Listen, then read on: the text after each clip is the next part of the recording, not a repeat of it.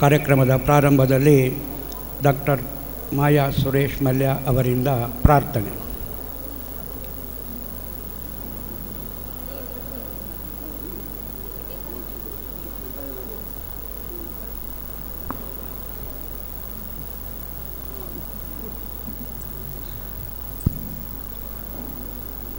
महागणपतिं मनसा स्मरामि, महागणपतिं मनसा स्मरामि, महागणपतिं वसिष्ठवामदेवादिवन्दितमहागणपतिं महादेवसुतं गुरुगुहनुतं, महादेवसुतं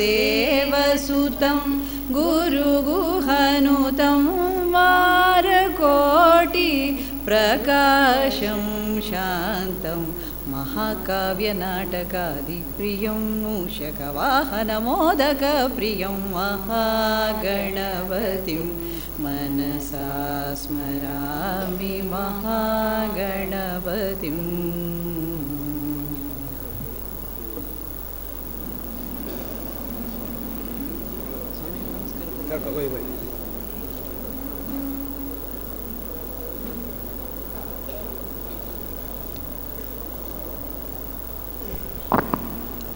ಧನ್ಯವಾದಗಳು. ಪ್ರಾರ್ಥನೆಯ ಮಾಡಿದಂತಹ ಮಾಯಾ ಸುರೇಶ್ ಮಲ್ಯ ಮತ್ತು ಅವರ ಕುಟುಂಬಿಕರಿಗೆ ಮುಂದೆ ಸ್ವಾಗತ. ಡಾಕ್ಟರ್ ಅನಂತ್ ಕಾಮತ್ ಅವರು ನಮ್ಮ ಕಾಸರಗೋಡಿನವರಿಗೆ ಅವರ ಪರಿಚಯ ಬೇಡ.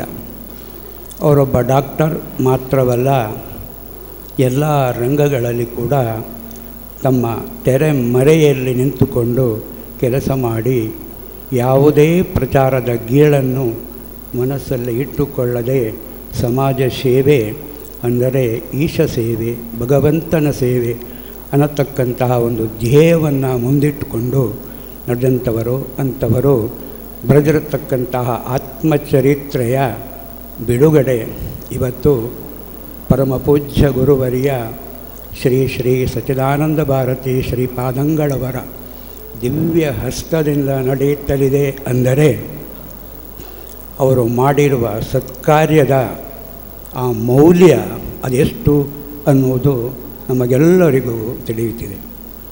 ಇವತ್ತು ಅವರ ಈ ಪುಸ್ತಕ ಬಿಡುಗಡೆಯ ಕಾರ್ಯಕ್ರಮಕ್ಕೆ ಬಿಡುಗಡೆಯ ಪುಸ್ತಕವನ್ನು ಮಾಡುವುದು ಮಾತ್ರವಲ್ಲ, ಪರಮ ಪೂಜ್ಯರು ಆಶೀರ್ವಚನವನ್ನು ನೀಡಿಕೊಂಡು ನಮ್ಮೆಲ್ಲರನ್ನು ಹರಸಲಿದ್ದಾರೆ. ಇಂತಹ ಭಾಗ್ಯದ ಒಂದು ಶುಭ ಸಮಾರಂಭವಿದು. ಆತ್ಮೀಯರೇ, ಎಡನೀರು ಮಠ ಅಂದರೆ ಇದಕ್ಕೊಂದು ಶ್ರೇಷ್ಠ ಪರಂಪರೆ. ಈ ಪರಂಪರೆಯ ಪ್ರತಿಯೊಬ್ಬ ಗುರುಗಳು ಅಷ್ಟು ಸಮಾಜಕ್ಕೆ ಸನಿಹ ಅಂದರೆ ಮಠಕ್ಕೆ ಬಂದರೆ ಅವರು ನೀಡುವಂತಹ ಆತಿಥ್ಯ, ಭಗವಂತನ ಅನುಗ್ರಹ ಒಂದೆಡೆ, ಅವರು ನೀಡುವ ಆತಿಥ್ಯದ ಆ ಸಂಭ್ರಮ ಇನ್ನೊಂದೆಡೆ, ಬಂದ ನೊಂದ ಭಕ್ತರಿಗೆ ಹೃದಯವನ್ನು ಪುಳಕಿತಗೊಳಿಸಿ ತಮ್ಮ ಸಂಕಟ ಏನಿದೆ ಅದೆಲ್ಲ ಬಿಟ್ಟು ಶಾಂತಿ ಸ್ವರೂಪದ ಗುಣದಿಂದ ಮನೆಗೆ ಹೋಗತಕ್ಕಂಥ ವಾತಾವರಣವನ್ನು ನಿರ್ಮಿಸ್ತಕ್ಕಂತಹ ಒಂದು ಪರಮಶ್ರೇಷ್ಠ ಮಠವಿದು. ವೃಂದಾವನಸ್ಥ ಕೇಶವಾನಂದ ಭಾರತಿ ಶ್ರೀಪಾದಂಗಳವರು ಇವತ್ತು ಇಲ್ಲೇ ನಮ್ಮ ಪರಿಸರದಲ್ಲಿದ್ದುಕೊಂಡು ಈ ಸಮಾರಂಭವನ್ನು ಹರಸುತ್ತಿದ್ದಾರೆ ಎಂದು ನನ್ನ ಮನಸ್ಸು ಅದೆಲ್ಲೋ ಮೂಲೆಯಿಂದ ಹೇಳ್ತಾ ಇದೆ. ಕಾರಣ ಏನು ಎಂದರೆ ಅವರು ಆ ನೀಡುತ್ತಿದ್ದ ಪ್ರೀತಿ ಅದೆಷ್ಟಿತ್ತೋ ಅದನ್ನೇ ಇವತ್ತು ಅವರ ಶಿಷ್ಯ ಶ್ರೀ ಸಚ್ಚಿದಾನಂದ ಭಾರತಿ ಶ್ರೀಪಾದಗರು ಎಲ್ಲೂ ಚ್ಯುತಿ ಬರದಂತೆ ಅಷ್ಟು ನಿಷ್ಠೆಯಿಂದ ಅವರಲ್ಲಿಗೆ ಬರುವ ಭಕ್ತರಿಗೆ ಪ್ರೀತಿಯ ಅನುಗ್ರಹದ ಜೊತೆಗೆ ಮಠಾನ್ನ ಪ್ರಸಾದ ಭೋಜನವನ್ನು ಮಾಡಿಸಿ ಕಳಿಸುತ್ತಿದ್ದಾರೆ. ಅಂತಹ ಪರಮ ಪೂಜ್ಯರಿಗೆ ನಾನಿವತ್ತು ಶಿರವನ್ನು ಅವರ ಆ ಪಾದಗಳಿಗೆ ಸ್ಪರ್ಶಿಸಿ ಹೃದಯ ತುಂಬಿದ ಮನಸ್ಸಿನಿಂದ ನಮ್ಮೆಲ್ಲರ ಪರವಾಗಿ ಅವರಿಗೆ ಭವ್ಯ ಸ್ವಾಗತವನ್ನು ನೀಡುತ್ತಾ ಇದ್ದೇನೆ.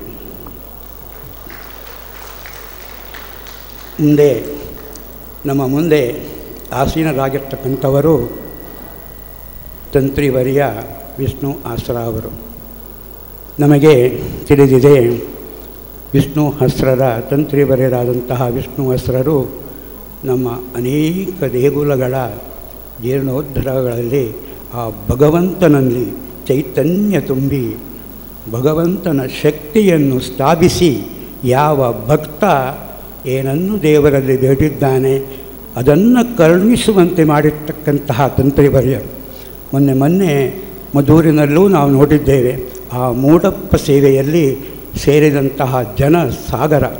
ಯಾಕೆ ಜನಸಾಗರ ಸೇರಿದ್ರು ಅಂದರೆ ಆ ಗಣಪತಿಯಲ್ಲಿ ಇರತಕ್ಕಂತಹ ಆ ಶಕ್ತಿ, ಅನುಗ್ರಹಿತವಾಗಿರ್ತಕ್ಕಂತಹ ಭಗವಂತನ ಚೈತನ್ಯ ಅಲ್ಲಿದೆ.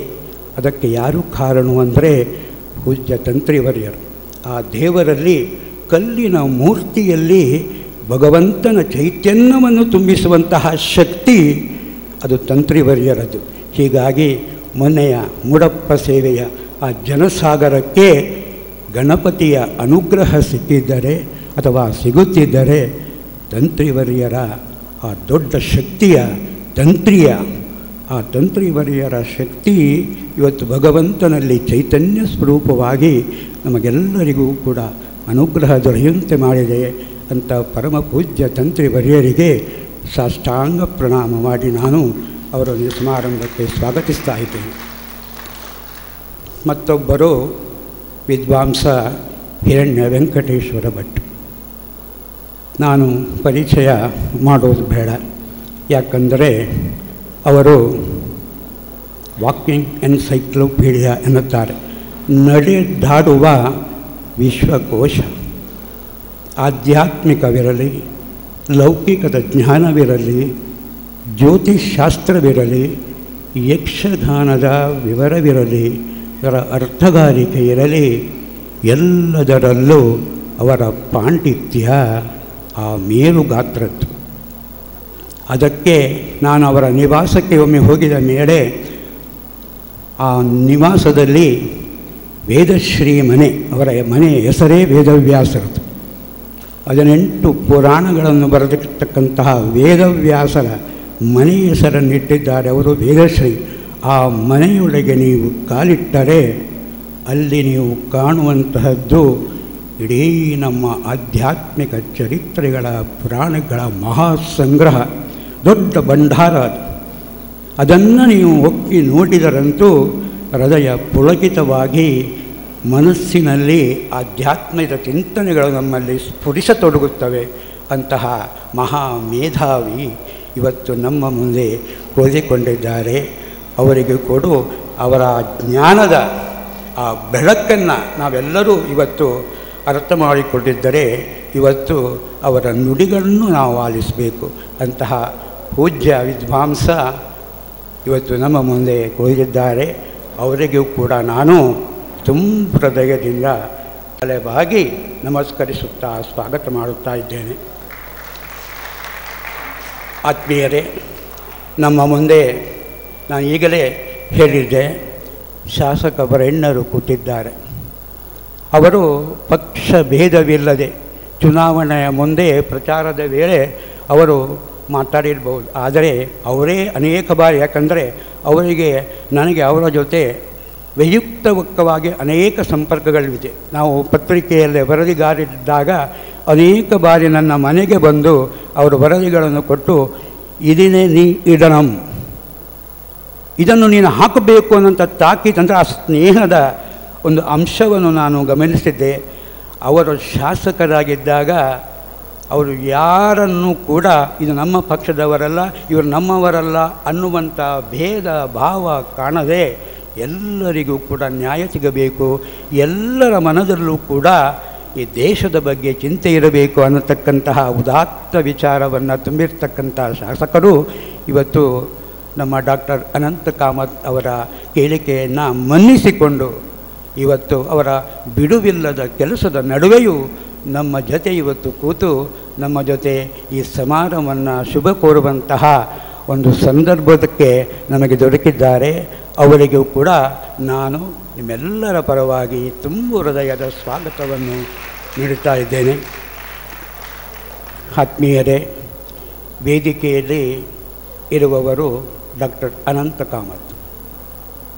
ಅವರು ವೈದ್ಯರಲ್ಲ, ವೈದ್ಯೋ ನಾರಾಯಣೋ ಹರಿ ಎಂದಿದ್ದೆ. ನಾನು ಮಾತನಾಡುವಾಗ ತಂತ್ರಿವರ್ಯರು ಮತ್ತು ಹಿರಣ್ಯಯ್ಯರ ಕ್ಷಮೆ ಕೋರಿ ಮಾತನಾಡುತ್ತೇನೆ. ಯಾಕಂದರೆ ವೈದ್ಯೋ ನಾರಾಯಣೋ ಹರಿ ಅಂದಿದ್ದಾರೆ. ನಾವು ನಮಗೆ ದೇವರನ್ನು ಕಾಣಲು ಈ ಲೌಕಿಕ ಲೋಕದಲ್ಲಿ ಸಾಧ್ಯವೇ ಇಲ್ಲ. ಅಂಥದ್ರಲ್ಲಿ ಭಗವಂತನನ್ನು ಕಾಣುವುದಿದ್ದರೆ ನಾವು ವೈದ್ಯರಲ್ಲಿ ಕಾಣಬೇಕು ಅಂತ ಇದೆ ನಮ್ಮ ಧರ್ಮ. ಅಂತಹ ವೈದ್ಯೋ ನಾರಾಯಣರು ನಮ್ಮ ಮುಂದೆ ಕೂತಿದ್ದಾರೆ.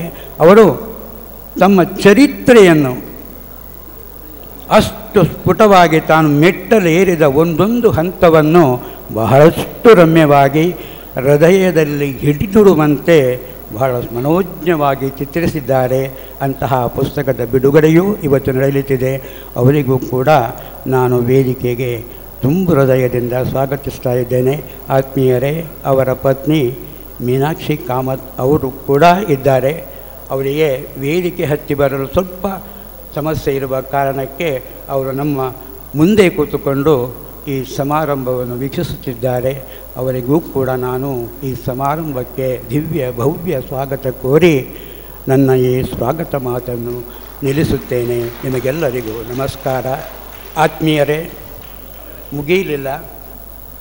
ಇನ್ನೊಬ್ಬರು ನಮ್ಮ ಸ್ನೇಹಿತರು ಸಾಂಸ್ಕೃತಿಕ ಚಟುವಟಿಕೆಗಳಲ್ಲಿ ತುಂಬ ಮುಂದೆ ಇದ್ದುಕೊಂಡು ಕಾಸರಗೋಡಿನಲ್ಲಿ ನಮ್ಮೆಲ್ಲರ ಜೊತೆ ಸ್ನೇಹದಿಂದ ವರ್ತಿಸಿದಂಥ ಕಾಸರಗೋಡು ಚಿನ್ನ ಅವರಿಗೂ ಕೂಡ ನಾನು ನಿಮ್ಮೆಲ್ಲರ ಪರವಾಗಿ ತುಂಬು ಹೃದಯದ ಸ್ವಾಗತವನ್ನು ಕೋರುತ್ತಿದ್ದೇನೆ. ಆತ್ಮೀಯರೇ, ಇನ್ನೊಂದು ಪ್ರಧಾನ ವಿಷಯ, ನಾವು ಎಲ್ಲರಿಗೂ ಕೂಡ ಸ್ವಾಗತ ಕೋರಿದ್ದೇವೆ. ಮುಂದೆ ಕೂತಿರುವಂತಹ ನೀವು ಮಹಾನುಭಾವರು. ಈ ಕಾರ್ಯಕ್ರಮ ಸೊಗಸಾಗಿ ಸುಂದರವಾಗಿ ವೈಭವವಾಗಿ ನಡೆಯಬೇಕಿದ್ದರೆ ನಿಮ್ಮ ಸಹಕಾರ ನಮಗೆಲ್ಲರಿಗೂ ಅಗತ್ಯವಿದೆ. ಡಾಕ್ಟರ್ ಅವರ ಆಮಂತ್ರಣವನ್ನು ಸ್ವೀಕರಿಸಿಕೊಂಡು ನೀವು ಇಲ್ಲಿವರೆಗೂ ಬಂದಿದ್ದೀರಿ. ನಿಮಗೆಲ್ಲರಿಗೂ ಕೂಡ ನಾವು ತುಂಬು ಹೃದಯದ ಸ್ವಾಗತವನ್ನು ಕೋರಿಕೊಂಡು ನನ್ನ ಮಾತಿಗೆ ವಿರಾಮ ಹಾಡುತ್ತೇನೆ. ನಮಸ್ಕಾರ.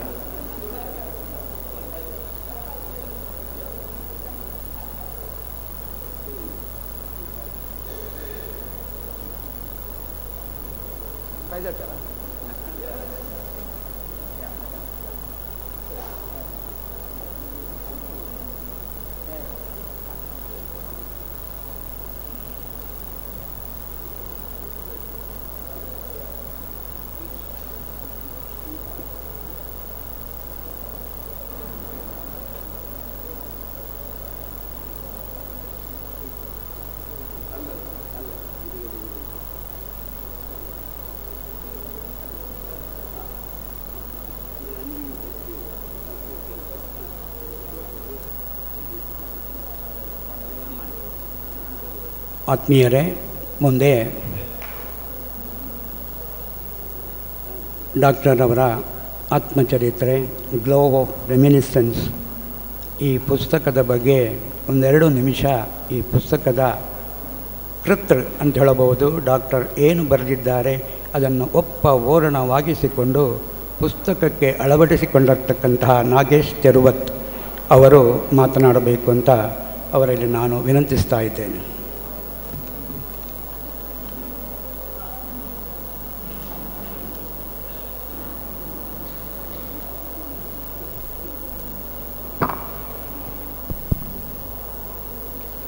His Holiness Sri Sri Sachidananda Bharati Swamiji and all of the dignitaries on the dais and off the dais.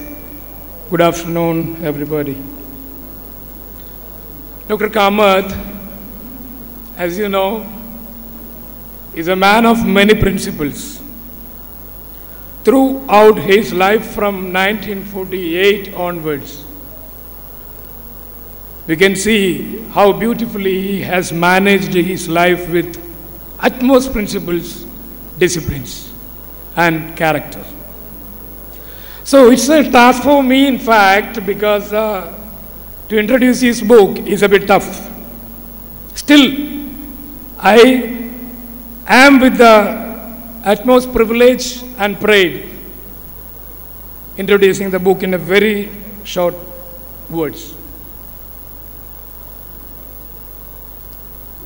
At the very outset, I use this opportunity to wish Dr. Anant Kamath a happy birthday in advance, because it is on May 1st, just after 2 days. The Glow of Reminiscence is not just a book about all the accomplishments achieved by the Dr. Anant Kamath. Rather, it's a calling to the future generation that their thoughts have the strength to shape the future. It's how, in the face of adversities, you do not give up hope, but rather take that as an opportunity to surpass their current selves. The book takes you on the journey and teaches you the true aspect of being accountable to your actions before the public. In every action he has in his life, accountability is number one in his life. And the purpose of life, he is beautifully mentioning what is the purpose of our life. And responsibility as a son of the parents, as a brother, as a husband, as a doctor, as a supermaster in the renovation of temples in and Kasaragod, inside Kasaragod and outside Kasaragod. He has proved his responsibilities in such a beautiful way. Remembering selfless service, you can see in this book when you are reading the chapters of his selfless temple services. And last but not the least, being self-sufficient. He is truly teaching us in what way, in which way, and how we can be self-reliant and self-sufficient. Nothing more. Please read the book and circulate accordingly. Thank you so much.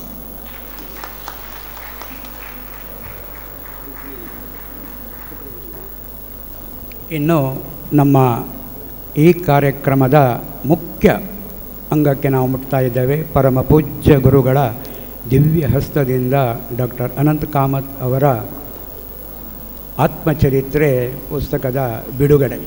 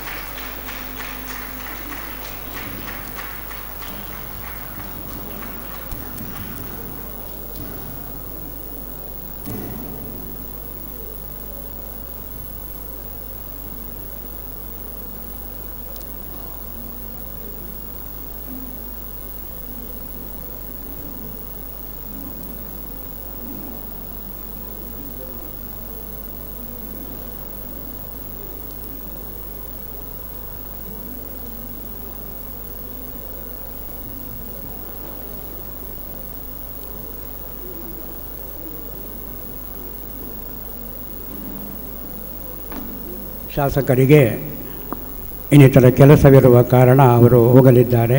ಅವರು ಈಗ ನಮ್ಮನ್ನು ಶುಭಾಶಂಸನೆ ನೀಡಿ ಶುಭಗೈಯಲಿದ್ದಾರೆ.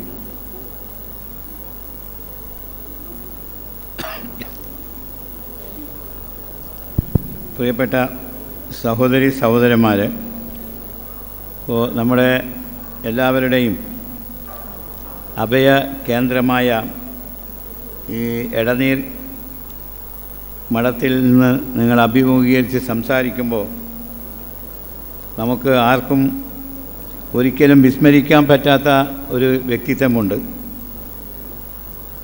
കേരളത്തിലെ വിവിധ സമുദായങ്ങളുടെ ഇടയിൽ ഒരു പാലമായി വർത്തിക്കുകയും നമ്മുടെ നാടിൻ്റെ സൗഹാർദ്ദം കാത്തു സൂക്ഷിക്കുകയും ചെയ്ത കേശവാനന്ദ ഭാരതി സ്വാമികളെ നമുക്ക് ഒരിക്കലും മറക്കാൻ പറ്റില്ല. അദ്ദേഹത്തിൻ്റെ ഓർമ്മകൾക്ക് മുമ്പിൽ നമ്മുടെ ശിരസ്കനായി നിന്നുകൊണ്ടാണ് ഞാനിപ്പോൾ പ്രസംഗിക്കാൻ ഒരുങ്ങുന്നത്. ഈ സദസ്സിൽ അദ്ദേഹത്തിൻ്റെ പിൻഗാമിയായിട്ടുള്ള ഇന്ന് നമ്മുടെ എല്ലാവരുടെയും അഭിമാനമായ സച്ചിദാനന്ദ ഭാരതി സ്വാമികളുണ്ട്. പ്രിയപ്പെട്ട ഇരണ്യ വെങ്കടേശ്വര ഭട്ട് ഉണ്ട്. നമ്മുടെ ആദരണീയനായ അഭിവന്ദനായ ഉടിയ വിഷ്ണു അഷ്റ അവറുകളുണ്ട്. കാസർഗോഡ് ചിന്നയുണ്ട്. നമുക്കെല്ലാവർക്കും വളരെ സ്നേഹത്തിൻ്റെ ഭാഷയിൽ, ഹൃദ്യമായ ഭാഷയിൽ സ്വാഗതം ആശംസിച്ച ശ്രീ രാമദാസ ഷെണായി ഉണ്ട്. അതുപോലെ തന്നെ ഇന്നത്തെ മാൻ ഓഫ് ദി ഡേ എന്ന് നമുക്ക് ഒരു സംശയം കൂടാതെ പറയാൻ പറ്റുന്ന ഡോക്ടർ അനന്ത് കാമത്ത് ഇവിടെയുണ്ട്. ഇപ്പോൾ വേദിയിലും സദസ്സിലും ഉള്ള എല്ലാ സഹോദരീ സഹോദരന്മാരെയും വിശിഷ്ട വ്യക്തിത്വങ്ങളെയും ഞാൻ സ്നേഹപൂർവ്വം അഭിവാദ്യം ചെയ്യുകയാണ്.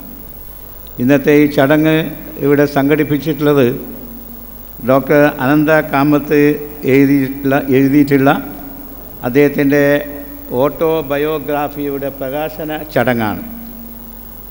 ആ പുസ്തകമെഴുതിയ അദ്ദേഹത്തെ ഞാൻ ആത്മാർത്ഥമായി അഭിനന്ദിക്കുന്നു. അതിനേക്കാൾ ഉപരി ആ പുസ്തകത്തിൻ്റെ പ്രകാശന ചടങ്ങിന് ഈ എടനീർ മഠത്തെ തിരഞ്ഞെടുത്തതിന് ഞാൻ അദ്ദേഹത്തെ ആത്മാർത്ഥമായി അഭിനന്ദിക്കുകയും ചെയ്യുന്നു. അദ്ദേഹത്തെ പോലെയുള്ള ഒരു മനുഷ്യസ്നേഹിയുടെ ആത്മകഥ പ്രകാശനം ചെയ്യുന്ന ചടങ്ങ് ഈ എടനീർ മഠമല്ലാതെ വേറെ ഏത് സദസ്സാണ്, ഏതൊരു വേദിയാണ് നമുക്കുള്ളത് എന്ന് ഞാൻ നിങ്ങളോട് എല്ലാവരോടും ചോദിക്കുവാൻ ആഗ്രഹിക്കുകയാണ്. ഈ എടനീർ മഠം എന്ന് പറയുന്നത് എനിക്ക് നിങ്ങൾക്കും ഏറെ ഇഷ്ടപ്പെട്ട ഒരു കേന്ദ്രമാണ്. ഞാനിപ്പോൾ കാസർകോട്ടെ പ്രധാനപ്പെട്ട ഒരു പള്ളിയാണ് മാലിക് ദിനാർ വലിയ ജുമാ മസ്ജിദ്. അതുപോലെ തന്നെ എൻ്റെ നാട്ടിലെ നെല്ലിക്കുന്ന് മൊയ്തീൻ ജുമാ മസ്ജിദ്. ആ രണ്ട് ഇടങ്ങളിലും ഞാൻ എനിക്ക് തോന്നുമ്പോഴൊക്കെ പോകാം. അപ്പോൾ അതിനുള്ള സ്വാതന്ത്ര്യം എനിക്കുണ്ട്. അതിനേക്കാൾ കൂടുതൽ സ്വാതന്ത്ര്യം എനിക്കുള്ളത് ഈ എടനീർ മഠത്തിൽ വരാനാണ് എന്ന് ഞാൻ പറയാൻ ആഗ്രഹിക്കുകയാണ്. ഈ വഴിയിൽ പോകുമ്പോഴൊക്കെ എനിക്ക് അവിലും ചായയും കഴിക്കണമെന്ന് തോന്നിയാൽ ഞാൻ അവിലും ചായയും വന്ന് കഴിക്കുന്നത് ഇവിടെ വെച്ചാണ്. എനിക്ക് ഊണ് കഴിക്കണമെന്ന് തോന്നിയാൽ ഞാൻ ഊണ് കഴിക്കുന്നത് ഇവിടെ വന്നാണ്.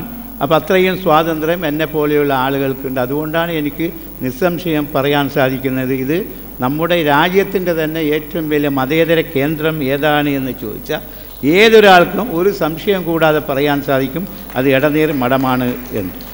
ആ മഠത്തെ ഞാൻ ഡോക്ടർ അനന്തകാമത്തിനെ ഒരിക്കൽ കൂടി അഭിനന്ദിക്കുവാൻ ആഗ്രഹിക്കുന്നു.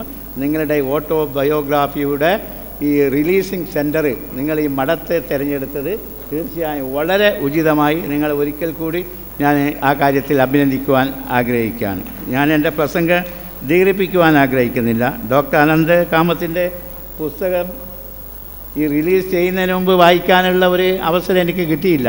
അത് കിട്ടിയിരുന്നുവെങ്കിൽ ആ പുസ്തകത്തെക്കുറിച്ച് ഞാൻ നന്നായി നിങ്ങളോട് പറയുമായിരുന്നു. എങ്കിലും ഞാൻ വിചാരിക്കുന്നു ഒരു ജനങ്ങളുടെ ഡോക്ടർക്ക് ജനങ്ങളോട് ഒരുപാട് കാര്യങ്ങൾ പറയാനുണ്ടാകും. അദ്ദേഹം കാസർകോട്ടെ ഏറ്റവും നല്ല ഒരു ജനകീയ ഡോക്ടറാണ് എന്ന കാര്യത്തിൽ യാതൊരു സംശയവുമില്ല. ഇന്നിപ്പോൾ ഏത് ഡോക്ടറായാലും ആ ഡോക്ടറും രോഗിയും തമ്മിൽ ഉള്ള ബന്ധം എങ്ങനെയാണ് എന്ന് ഞാൻ നിങ്ങളോട് പറയേണ്ട ആവശ്യമില്ല. ചില ഡോക്ടർമാർ ആ ഡോക്ടർമാരുടെ അടുത്ത് നമ്മൾ പോയാൽ അവരുടെ ഗുളിക കഴിച്ച് അവർ തരുന്ന മറ്റ് സിറപ്പ് കഴിച്ച് നമ്മുടെ രോഗം ഭേദമാകുന്നതിനേക്കാൾ അവരുടെ സംസാരം കേട്ടാൽ നമ്മുടെ രോഗം ഭേദമാകും. അങ്ങനെയുള്ള ഡോക്ടർമാർ ഈ കാസർഗോഡുണ്ട്, ഈ സദസ്സിലുമുണ്ട്. അപ്പോൾ അനന്തകാമത്ത് അങ്ങനെയുള്ളൊരു ഡോക്ടറാണ് എന്ന കാര്യത്തിൽ യാതൊരു സംശയമില്ല. അദ്ദേഹം ഇന്ത്യയിൽ സഞ്ചരിക്കാത്ത ദിക്കുകളില്ല. പല വിദേശ രാജ്യങ്ങളിലും അദ്ദേഹം സഞ്ചരിച്ചിട്ടുണ്ട്. പാകിസ്ഥാനുമായുള്ള യുദ്ധത്തിൽ ഈ നമ്മുടെ ബംഗ്ലാദേശ് അഭയാർത്ഥികളുടെ ക്യാമ്പുകളിൽ അദ്ദേഹം പ്രാക്ടീസ് ചെയ്തിട്ടുണ്ട്. അവസാനമായി കാസർഗോഡ് റെയിൽവേ സ്റ്റേഷനിൽ അദ്ദേഹത്തിനൊരു ക്ലിനിക്ക് ഉണ്ടായിരുന്നു. ആ ക്ലിനിക്ക് ഉണ്ടായ സമയത്ത് അദ്ദേഹം കാസർഗോട്ടെ എല്ലാ ജനങ്ങളെയും, ജാതിയും മതവും ഭാഷയും ഒന്നും നോക്കാതെ എല്ലാ ജനങ്ങളെയും ചികിത്സിക്കുന്ന കാര്യത്തിൽ അദ്ദേഹം കാട്ടിയിട്ടുള്ള താല്പര്യം പ്രത്യേകം എടുത്തു പറയേണ്ടതാണ്. അതുകൊണ്ടാണ് അദ്ദേഹം കാസർഗോട്ടെ ജനകീയനായ ഡോക്ടർ ആയത്. അദ്ദേഹം ഇപ്പോൾ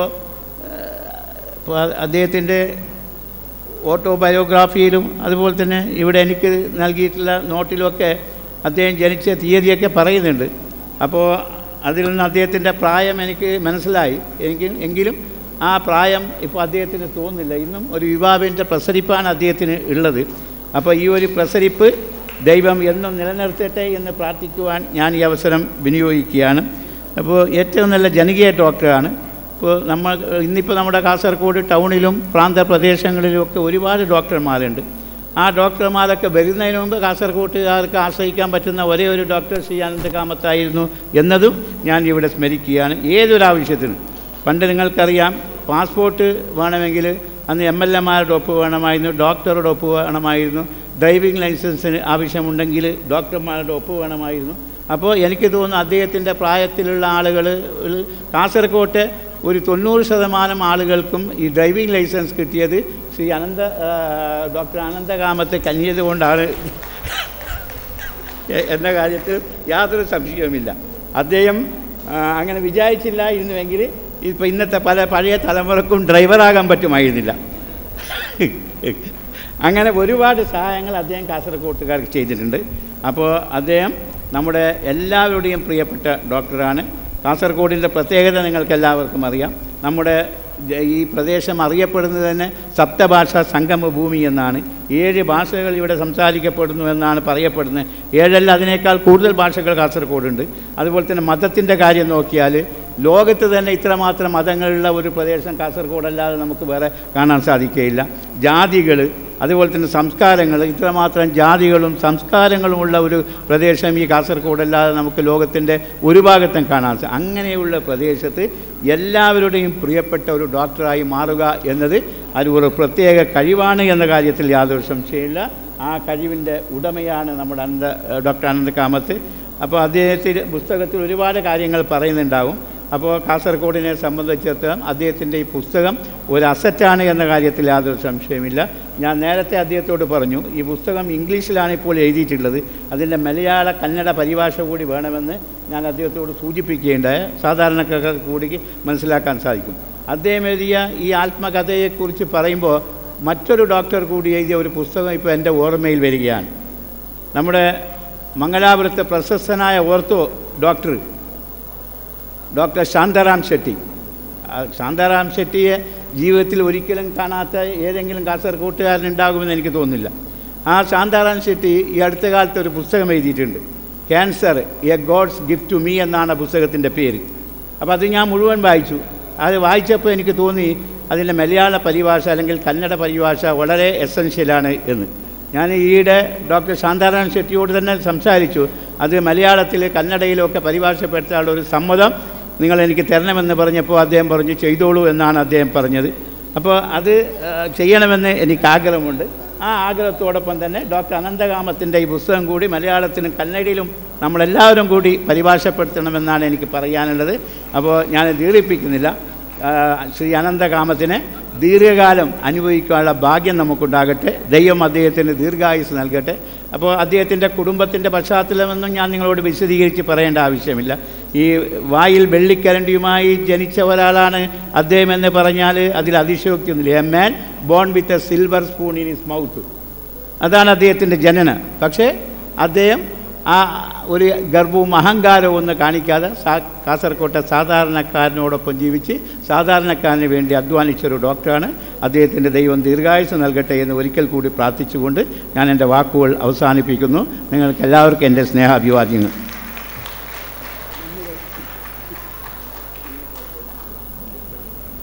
ಧನ್ಯವಾದಗಳು. ನಮ್ಮ ಶಾಸಕರು ತಮ್ಮ ಕರ್ತವ್ಯದಕ್ಕಾಗಿ ಈಗ ಹೊರಡುತ್ತಿದ್ದಾರೆ.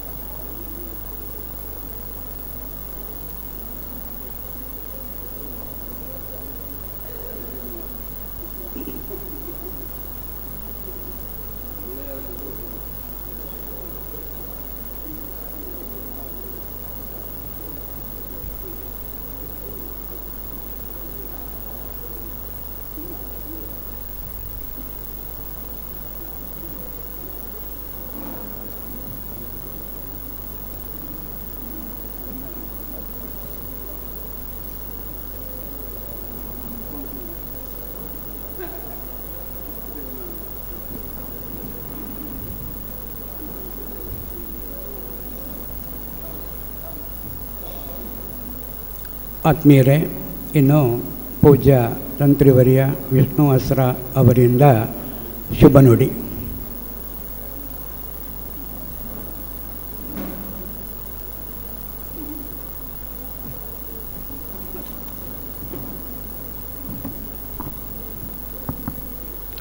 ಸದಾಶಿವಸಮಾರಂಭಾಂ ಶಂಕರಾಚಾರ್ಯಮಧ್ಯಮಾಂ ಯಸ್ಮದಾಚಾರ್ಯಪರ್ಯಂತಾಂ ವಂದೇ ಗುರುಪರಂಪರಾಂ. ಶ್ರೀ ಶ್ರೀ ಸಚ್ಚಿದಾನಂದ ಭಾರತಿ ಶ್ರೀಗಳ ಚರಣಗಳಲ್ಲಿ ವಂದಿಸಿಕೊಳ್ತೇನೆ. ವೇದಿಕೆಯಲ್ಲಿರುವಂತಹ ಎಲ್ಲ ಗಣ್ಯಾತಿ ಗಣ್ಯರೇ, ಶ್ರೀ ಅನಂತಕಾಮತ್ರವರೇ, ಅನಂತಕಾಮತ್ರವರು ತಮ್ಮ ಬದುಕಿನ ಅನುಭವಗಳನ್ನು ಪುಟಗಳಲ್ಲಿ ಸೇರಿಸಿಕೊಂಡಿದ್ದಾರೆ. ಕಾಮತರನ್ನು ನಾನು ನಿಮಗೆ ಪರಿಚಯಿಸಬೇಕಾದಿಲ್ಲ. ಅವರ ಬಂಧುಗಳು, ಅವರ ಹಿತೈಷಿಗಳು, ಅವರ ಮಿತ್ರರಾಗಿರುವಂತಹ ನೀವೆಲ್ಲ ಅವರೊಂದಿಗೆ ಇದ್ದು ಅವರ ಬಗ್ಗೆ ತಿಳಿದುಕೊಂಡವರು. MLA ಅವರು ಹೇಳಿದರು, ಅವರ ಜೀವನದಲ್ಲಿ ಅವರು ಮಾಡಿದಂತಹ ಏನು ಜನಸೇವೆ, ಅವರ ವೈದ್ಯಕೀಯ ವೃತ್ತಿಯಲ್ಲಿ ಯಾವ ರೀತಿಯಲ್ಲಿ ಜನರನ್ನು ಸಂಪರ್ಕಿಸ್ತಾ ಇದ್ದರು ಅಂತ ಒಂದು ವಿಷಯದಲ್ಲಿ ನಮಗೆ ಗೊತ್ತಾಗಿದೆ. ನಾನು ತಿಳ್ಕೊಂಡ ಹಾಗೆ ಬಹುಶಃ ಕಾಮತರಲ್ಲಿಗೆ ಬಂದವರು ಹೆಚ್ಚಿಗೆಯೂ ರೋಗಿಗಳಲ್ಲ. ಹೆಚ್ಚಿಗೆ ಬಂದವರು ಅಷ್ಟು ಹಲವು ರೀತಿಯ ಅವರ ಸಹಾಯವನ್ನು ಅಭ್ಯರ್ಥಿಸಿಕೊಂಡು, ಅದು ಹೆಚ್ಚಿಗೆಯೂ ಕ್ಷೇತ್ರ ನಿರ್ಮಾಣಕ್ಕೆ, ಮಂದಿರ ನಿರ್ಮಾಣಕ್ಕೆ ಹಾಗೂ ಭಜನಾ ಮಂದಿರ ನಿರ್ಮಾಣಕ್ಕಾಗಿ ಬಂದವರೇ ಹೆಚ್ಚಿಗೆ ಇರಬಹುದು ಅಂತ ನನಗನ್ನಿಸ್ತಾ ಉಂಟು.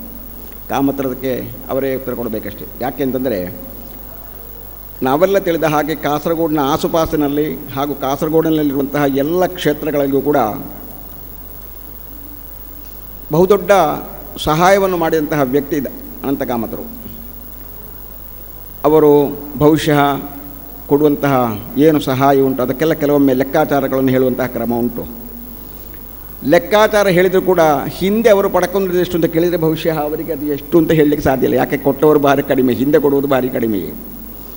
ಕಾಮತರು ಆ ಬಗ್ಗೆ ಅವರ ಹೃದಯವಂತಿಗೆ ಅಲ್ಲಿ ನಮಗೆ ತಿಳಿಯಲಿಕ್ಕೆ ಸಾಧ್ಯ ಉಂಟು. ಸುಲಭದಲ್ಲಿ ಹೇಳುವುದಾದರೆ ಅವರಿಂದ ನಿರ್ಮಿಸಲ್ಪಟ್ಟಂತಹ ಕ್ಷೇತ್ರಗಳು, ಅವರು ದಾನ ಮಾಡಿದಂತಹ ಕ್ಷೇತ್ರಗಳು, ಕಾಸರಗೋಡಿನಲ್ಲಿ ಅವರದ ಸಹಾಯ ಸಿಗದೇ ಇರುವಂತಹ ಕ್ಷೇತ್ರಗಳು ಇರಲಿಕ್ಕಿಲ್ಲ, ಅಷ್ಟು ನಾನು ಹೇಳ್ಬೋದು.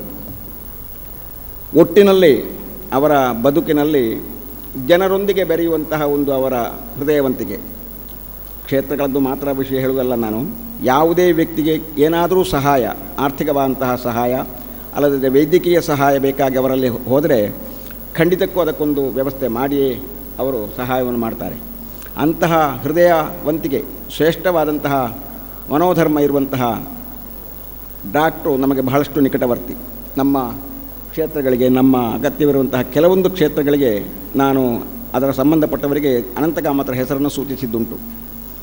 ಯಾವುದೇ ರೀತಿಯ ಕ್ಷೇತ್ರಗಳ ಕೆಲಸಗಳು ತಟಸ್ಥವಾದಾಗ, ಅದಲ್ಲದೆ ಸ್ತಬ್ಧವಾದಾಗ, ಅದಕ್ಕೆ ಮುಂದೆ ಹೋಗಲಿಕ್ಕೆ ಆಸ್ಪದ ಇಲ್ಲದೇ ಇದ್ದಾಗ ಅನಂತಕಾಮತರನ್ನು ನೋಡಿಕೊಳ್ಳಿ, ಅವರನ್ನು ಕಂಡು ನೀವು ಅದಕ್ಕೆ ಮುಂದೆ ವ್ಯವಸ್ಥೆ ಮಾಡಿಕೊಳ್ಬೋದು ಅಂತ ಹೀಗೆ ನಾನು ಸೂಚಿಸಿದ್ದುಂಟು. ಅದೆಷ್ಟೋ ಕ್ಷೇತ್ರಗಳು ಅವರಿಂದಾಗಿಯೇ ಪೂರ್ಣವಾದದ್ದುಂಟು, ಅಲ್ಲಿಯ ಕಾರ್ಯಕ್ರಮಗಳು ನಡೀತಾ ಉಂಟು ಇವತ್ತು ಎನ್ನುವುದಕ್ಕೆ ಯಾವ ಸಂದೇಹ ಇಲ್ಲ. ಅಂದರೆ ನನ್ನ ಕಾರ್ಯಕ್ಷೇತ್ರದ ಕಾರಣ ನಾನು ಆ ಅನುಭವವನ್ನು ಹೇಳಿದ್ದೇನಷ್ಟೇ. ಒಟ್ಟಿನಲ್ಲಿ ಅವರ ಬದುಕಿನ ಕೆಲವೊಂದು ಸನ್ನಿವೇಶಗಳನ್ನು ನಾನು ತಿಳ್ಕೊಂಡಿದ್ದೇನೆ, ಅವರೇ ಆಗಿ ನನಗೆ ತಿಳಿಸಿದ್ದಾರೆ. ಎಲ್ಲ ಜನರೊಂದಿಗೆ ಬೆರೆಯುವಂತಹ ಅವರ ಹೃದಯವಂತಿಕೆ ಇನ್ನೊಬ್ಬರಿಗೆ ಅನುಕರಣೀಯ, ಅಷ್ಟು ನಾನು ಹೇಳಬಲ್ಲೆ. ಯದ್ಯದ್ ಆಚರತೆ ಶ್ರೇಷ್ಠ ತತ್ತದ್ದೇವೋದರೋ ಜನಃ ಯದ್ಯದ್ ಆತ್ಮದ. ಅಂತಹ ವ್ಯಕ್ತಿಗಳು ಯಾರು ಶ್ರೇಷ್ಠರಾಗಿ ಜನರೊಂದಿಗೆ ಬೆರೆಯುತ್ತಾರೋ, ಯಾರ ಪಥಗಳು ಇನ್ನೊಬ್ಬರಿಗೆ ಅನುಕರಣೀಯವಾಯಿತೋ ಅದನ್ನು ನಾವು ಹೊಂದಿಕೊಂಡು ಹೋಗಬೇಕು ಅಂತ ಭಗವಂತ ಹೇಳಿದ್ದಾನೆ. ಅಂತಹ ಕಾಮತರ ಬದುಕು ಸಂಪನ್ನವಾಗಲಿ, ಭಗವಂತ ಎಲ್ಲ ಸೌಭಾಗ್ಯಗಳನ್ನು ಅವರಿಗೆ ಕೊಟ್ಟಿದ್ದಾರೆ. ಇನ್ನೂ ಕೂಡ ನಮ್ಮೊಂದಿಗೆ, ಅವರೊಂದಿಗೆ ಬದುಕುವಂತಹ ನಮ್ಮ ಬದುಕು ಕೂಡ ಸಾರ್ಥಕವಾಗಲಿ, ಅವರಿಗೆ ಭಗವಂತ ಎಲ್ಲ ಸೌಭಾಗ್ಯಗಳನ್ನು ಒದಗಿಸಲಿ, ಮುಂದಿನ ಜೀವನ ಸಂಪನ್ನವಾಗಿ ಸಂತೋಷದಾಯಕವಾದಂತಹ ಬದುಕು ನಯಿಸುವಂತೆ ಭಗವಂತ ಅನುಗ್ರಹಿಸಲಿ ಅಂತ ಹೀಗೆ ಪ್ರಾರ್ಥಿಸ್ತಾ ಅವರಿಗೆ ಶುಭವನ್ನು ಹಾರೈಸ್ತಾ ವಂದನೆಗಳು.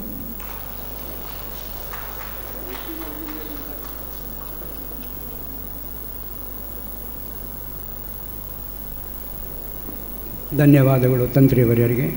ಮುಂದೆ ಹಿರಣ್ಯ ವೆಂಕಟೇಶ್ವರ ಭಟ್ ಅವರಿಂದ ಶುಭ ನುಡಿ. ಅವರನ್ನು ನಾನು ತಮ್ಮ ಅಮೃತ ವಚನದಿಂದ ಈ ಸಭೆಗೆ ನಮ್ಮ ಆಧ್ಯಾತ್ಮಿಕತೆಯ ಬಗ್ಗೆ ಉತ್ತಮವಾಗಿರ್ತಕ್ಕಂಥ ಒಂದು ಸಂದೇಶ ಕೊಡಬೇಕು ಅಂದ್ಕೊಂಡು ಇಂತಹ ಒಂದು ಶುಭ ದಿನದಲ್ಲಿ ಅವರಲ್ಲಿ ತುಂಬು ಹೃದಯದಿಂದ ಕೇಳಿಕೊಳ್ತಾ ಇದ್ದೇನೆ.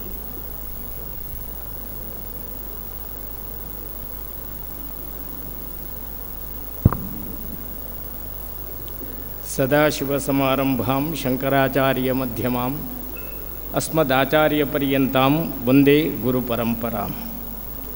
ಶ್ರೀಮಠದ ದಕ್ಷಿಣಾಮೂರ್ತಿ ಗೋಪಾಲಕೃಷ್ಣ ದೇವರ ಸನ್ನಿಧಿಗೆ ಪಡಮಟ್ಟು ವೇದಿಕೆಯಲ್ಲಿ ದಿವ್ಯ ಉಪಸ್ಥಿತಿಯನ್ನು ಅನುಗ್ರಹಿಸಿರುವ ಶ್ರೀಮದ್ ಜಗದ್ಗುರು ಶಂಕರಾಚಾರ್ಯ ಶ್ರೀ ಶ್ರೀ ಸಚ್ಚಿದಾನಂದ ಭಾರತಿ ಮಹಾಸ್ವಾಮಿಗಳವರ ಪಾದಾರಬಿಂದಗಳಿಗೆ ಅಭಿನಮಿಸಿ, ವೇದಿಕೆಯಲ್ಲಿರುವ ಎಲ್ಲ ಗಣ್ಯಾತಿ ಗಣ್ಯ ಮಹನೀಯರನ್ನು, ಇಲ್ಲಿ ಸಮಾಹಿತರಾದ ಎಲ್ಲ ಬಂಧು ಬಾಂಧವರನ್ನು ಅಭಿನಮಿಸಿ, ಒಂದು ವಿಶೇಷವಾದಂತಹ ಕಾರ್ಯಕ್ರಮದಲ್ಲಿ ಎರಡು ಅನಿಸಿಕೆಗಳನ್ನು ಹೇಳುವ ಅವಕಾಶವನ್ನು ಡಾಕ್ಟರ್ ಅನಂತ ಕಾಮತ್ ಅವರು ನನಗೆ ನೀಡಿದ್ದಾರೆ. ಅದಕ್ಕಾಗಿ ಮೊದಲು ಅವರಿಗೆ ಧನ್ಯವಾದಗಳನ್ನು ಸಮರ್ಪಿಸ್ತೇನೆ. ಡಾಕ್ಟರ್ ಅನಂತ ಕಾಮತ್ ಅವರೇ ಬರೆದ ಅವರ ಜೀವನ ಚಿತ್ರಣದ ಗ್ರಂಥ ಇವತ್ತು ಶ್ರೀ ಗುರುಗಳಿಂದ ಬಿಡುಗಡೆಯಾಗಿದೆ. ಜೀವನ ಚರಿತ್ರೆಯನ್ನು ಬರೆಯುವುದು ಒಂದು ಪ್ರಾಚೀನ ಕಾಲದಲ್ಲೂ ಇದ್ದಂತಹ ಒಂದು ಪದ್ಧತಿ. ಎರಡು ರೀತಿಯ ಜೀವನ ಚರಿತ್ರೆ ನಮಗೆ ಪುರಾಣಗಳಲ್ಲಿ ಸಿಗುತ್ತದೆ. ಒಂದು ಓರ್ವನ ಜೀವನ ಚರಿತ್ರೆಯನ್ನು ಇನ್ನೋರ್ವ ಬರೆಯುವುದು, ಮತ್ತೊಂದು ಅವನ ಜೀವನದ ಕೆಲವು ಪ್ರಮುಖ ಘಟನೆಗಳನ್ನು ಅವನೇ ಹೇಳಿಕೊಳ್ಳುವುದು. ಶ್ರೀಮದ್ ರಾಮಾಯಣದಲ್ಲಿ ವಾಲ್ಮೀಕಿ ಮಹರ್ಷಿಗಳು ರಾಮನ ಜೀವನ ಚರಿತ್ರೆಯನ್ನು ಹೇಳುವ ಕಾರಣ ಅದಕ್ಕೆ ರಾಮಾಯಣ ಅಂತ ಹೆಸರು, ರಾಮಸ್ಯ ಅಜನಂ. ಅದರ ಮಧ್ಯದಲ್ಲಿ ಸಿದ್ಧಾಶ್ರಮಕ್ಕೆ ವಿಶ್ವಾಮಿತ್ರರು ರಾಮಲಕ್ಷ್ಮಣರನ್ನು ಕರೆದುಕೊಂಡು ಹೋದ ಸಂದರ್ಭದಲ್ಲಿ ವಿಶ್ವಾಮಿತ್ರರು 3 ಅಧ್ಯಾಯಗಳಲ್ಲಿ ಅವರ ಜೀವನ ಚರಿತ್ರೆಯನ್ನು ಹೇಳ್ತಾರೆ. ಇದು ವಾಲ್ಮೀಕಿ ಮಹರ್ಷಿಗಳ ಕಾವ್ಯ ಕಥನದ ಒಂದು ತಂತ್ರ. ಅದರ ಜೊತೆಯಲ್ಲಿ ಮತ್ತೆ ಅದೇ ವಿಶ್ವಾಮಿತ್ರರ ಸಂಪೂರ್ಣ ಚರಿತ್ರೆಯನ್ನು ಜನಕ ಮಹಾರಾಜನಿಗೆ ಜನಕನ ಪುರೋಹಿತರಾದಂತಹ ಶತಾನಂದ ಮಹರ್ಷಿಗಳು ವಿವರಿಸ್ತಾರೆ. ಈ ರೀತಿಯಲ್ಲಿ ಓರ್ವನ ಜೀವನ ಚರಿತ್ರೆಯ ಒಳಗಡೆ ಸ್ವಾತ್ಮವೃತ್ತಾಂತವನ್ನು ಇಡುವ ಒಂದು ಕಾವ್ಯ ಕಥನ ಶೈಲಿ ಅದು ಭಾರತದಲ್ಲಿ ಮಾತ್ರ ಬಂದದ್ದು, ಬೇರೆ ಯಾವ ಸಾಹಿತ್ಯದಲ್ಲೂ ಇಲ್ಲ. ಭಾರತೀಯ ಸಾಹಿತ್ಯದ ಮೇರು ಕೃತಿಗಳಾದ ರಾಮಾಯಣ ಮಹಾಭಾರತಗಳಲ್ಲಿ ಈ ತಂತ್ರವನ್ನು ವಾಲ್ಮೀಕಿ ವ್ಯಾಸರು ಉಪಯೋಗಿಸಿದ್ದಾರೆ. ಇದನ್ನು ಆಧುನಿಕ ಪರಿಭಾಷೆಯಲ್ಲಿ ಇನ್ನೊಬ್ಬ ಬರೆದರೆ ಬಯೋಗ್ರಫಿ, ಅವನೇ ಬರ್ಕೊಂಡ್ರೆ ಆಟೋಬಯೋಗ್ರಫಿ. ಭಾರತದಲ್ಲಿ ಆಟೋಬಯೋಗ್ರಫಿ ಎನ್ನುವುದು ಒಂದು ಮಹತ್ವದ ಸ್ಥಾನವನ್ನು ಪಡೆದದ್ದು ಮೋಹನ್ ದಾಸ್ ಗಾಂಧಿಯವರು ತನ್ನ ಆತ್ಮಚರಿತ್ರೆಯನ್ನು ಬರೆದ ಅನಂತರ. ಆ ಮೊದಲು ಅಂತಹ ಒಂದು ಪ್ರಸಿದ್ಧಿ ಇರಲಿಲ್ಲ. ಅವರೇ ಅವರ ಬಗ್ಗೆ ಹೇಳುವುದಷ್ಟು ಒಳ್ಳೆಯದಲ್ಲ ಅಂತ ನಮ್ಮ ಪ್ರಾಚೀನ ಸುಭಾಷಿತಕಾರರ ನಿರ್ಣಯ ಇತ್ತು. ಸ್ವಾತ್ಮ ಉಪಕರ್ಷವಾಗಲಿ ಸ್ವಾತ್ಮ ಅಪಕರ್ಷವಾಗಲಿ, ತನ್ನನ್ನು ತಾನು ಹೊಗಳಿಕೊಳ್ಳುವುದಾಗಲಿ ತನ್ನನ್ನು ತಾನು ತೆಗಳಿಕೊಳ್ಳುವುದಾಗಲಿ ಒಳ್ಳೆಯದಲ್ಲ ಅಂತ. ಒಬ್ಬ ವ್ಯಕ್ತಿ ತನ್ನ ಬಗ್ಗೆ ಇದ್ದದ್ದನ್ನು ಹೇಳುವುದಕ್ಕೆ ಹೊರಟರೆ ಒಂದು ಸ್ವಲ್ಪವಾದರೂ ಅತಿಶಯೋಕ್ತಿ ಸೇರದೆ ಇರುವುದಿಲ್ಲ ಎನ್ನುವ ಕಾರಣದಿಂದ ಹೇಳಿಕೊಳ್ಳಬಾರದು ಎಂಬ ನಿರ್ಣಯ ಪ್ರಾಚೀನರು ಮಾಡಿದ್ದರು. ಆದ್ದರಿಂದ ಯಾರೂ ಆತ್ಮಚರಿತ್ರೆಯನ್ನು ಬರೀಲಿಕ್ಕೆ ಹೋಗಲಿಲ್ಲ. ಸಂದರ್ಭವಶಾತ್ ಕಾವ್ಯದಲ್ಲಿ ಒಂದು ಕಥನ ಶೈಲಿಯಾಗಿ ಆ ಒಂದು ಸಂಪ್ರದಾಯ ಅದು ಪುರಾಣಗಳಲ್ಲೂ ಇದೆ, ಮಹಾಭಾರತದಲ್ಲಿದೆ, ಶ್ರೀಮದ್ ರಾಮಾಯಣದಲ್ಲೂ ಇದೆ. ಅದಕ್ಕಿಂತಲೂ ಹಿಂದೆ ಹೋದರೆ ವೇದಗಳಲ್ಲೂ ಇದೆ. ಈ ರೀತಿಯಲ್ಲಿ ಈ ಆಧುನಿಕ ಶೈಲಿಯಲ್ಲಿ ಆಟೋಬಯೋಗ್ರಫಿ ಇವತ್ತು ಅತ್ಯಂತ ಸುಂದರವಾಗಿ ಡಾಕ್ಟರ್ ಅನಂತ ಕಾಮತ್ ಅವರು ಅವರ ಜೀವನ ಚರಿತ್ರೆಯನ್ನು ನಮ್ಮ ಮುಂದೆ ಇಟ್ಟಿದ್ದಾರೆ. ಅದು ಆಂಗ್ಲ ಭಾಷೆಯಲ್ಲಿದೆ. ಆದಷ್ಟು ಬೇಗ ಅದರ ಕನ್ನಡ ಅನುವಾದ ಆಗಬೇಕು ಅಂತ ಶಾಸಕರು ಆಗ್ರಹಿಸಿದ್ದಾರೆ. ಕನ್ನಡ ಅನುವಾದ ಆದರೆ ಕನ್ನಡಿಗರಿಗೆ ತುಂಬ ಪ್ರಯೋಜನ ಇದೆ. ಡಾಕ್ಟರ್ ಅನಂತ ಕಾಮತರು ವೈದ್ಯಕೀಯ ಕ್ಷೇತ್ರದಲ್ಲಿ ಪ್ರಸಿದ್ಧರು. ಆ ಕ್ಷೇತ್ರ ನಮಗೆ ಔಷಧ ತೆಕ್ಕೊಂಡು ಮಾತ್ರ ವೈದ್ಯರ ಸಂಪರ್ಕ ಇರುವುದರಿಂದ ಆ ಕ್ಷೇತ್ರದ ಇತಿಮಿತಿಗಳಾಗಲಿ ಆ ಕ್ಷೇತ್ರದ ಎಲ್ಲ ಮಗ್ಗುಲುಗಳ ಪರಿಚಯವಾಗಲಿ ನಮಗೆ ಇಲ್ಲ. ನಮಗೆ ಮತ್ತು ತಂತ್ರಿಗಳಿಗೆ ಹೆಚ್ಚು ಇರುವುದು ಅವರ ಧಾರ್ಮಿಕ ಮತ್ತು ಸಾಮಾಜಿಕ ಬದುಕು. ಸಾಧಾರಣ ವೈದ್ಯಕೀಯ ಕ್ಷೇತ್ರಕ್ಕೆ ಹೋದವರು ಇತರ ಕ್ಷೇತ್ರಗಳಲ್ಲಿ ವ್ಯವಹರಿಸುವುದು ಬಹಳ ಬಹಳ ಕಡಿಮೆ, ಇಲ್ಲವೇ ಇಲ್ಲ ಅಂತ ಹೇಳುವುದಕ್ಕಾಗುವುದಿಲ್ಲ. ಡಾಕ್ಟರ್ ಅನಂತ ಕಾಮತರು ಇದ್ದಾರೆ ನಮ್ಮ ಮುಂದೆ. ಬಹಳ ಕಡಿಮೆ. ಯಾಕೆ ಕಡಿಮೆ ಅಂದರೆ ಹೆಚ್ಚಿನ ಸಮಯಗಳೆಲ್ಲ ರೋಗಿಗಳ ಶುಶ್ರೂಷೆಯಲ್ಲಿ, ಔಷಧ ನಿರ್ಣಯದಲ್ಲಿ ಇತ್ಯಾದಿಯಲ್ಲಿ ಕಳೆದು ಹೋಗುತ್ತದೆ. ಆಯುರ್ವೇದದಲ್ಲಿ ಒಂದು ಮಾತಿದೆ, ವೈದ್ಯಕೀಯ ಶಾಸ್ತ್ರಕ್ಕೆ 4 ಪಾದಗಳು. ಒಂದು ರೋಗ, ಮತ್ತೊಂದು ರೋಗಕ್ಕೆ ಕಾರಣ, ಮತ್ತೊಂದು ರೋಗಕ್ಕೆ ಔಷಧಿ, ಇನ್ನೊಂದು ರೋಗ ಬರದೇ ಇರುವ ವ್ಯವಸ್ಥೆ. ಚತುಷ್ಪಾದಗಳು ಅಂತ ಆಯುರ್ವೇದದಲ್ಲಿದೆ.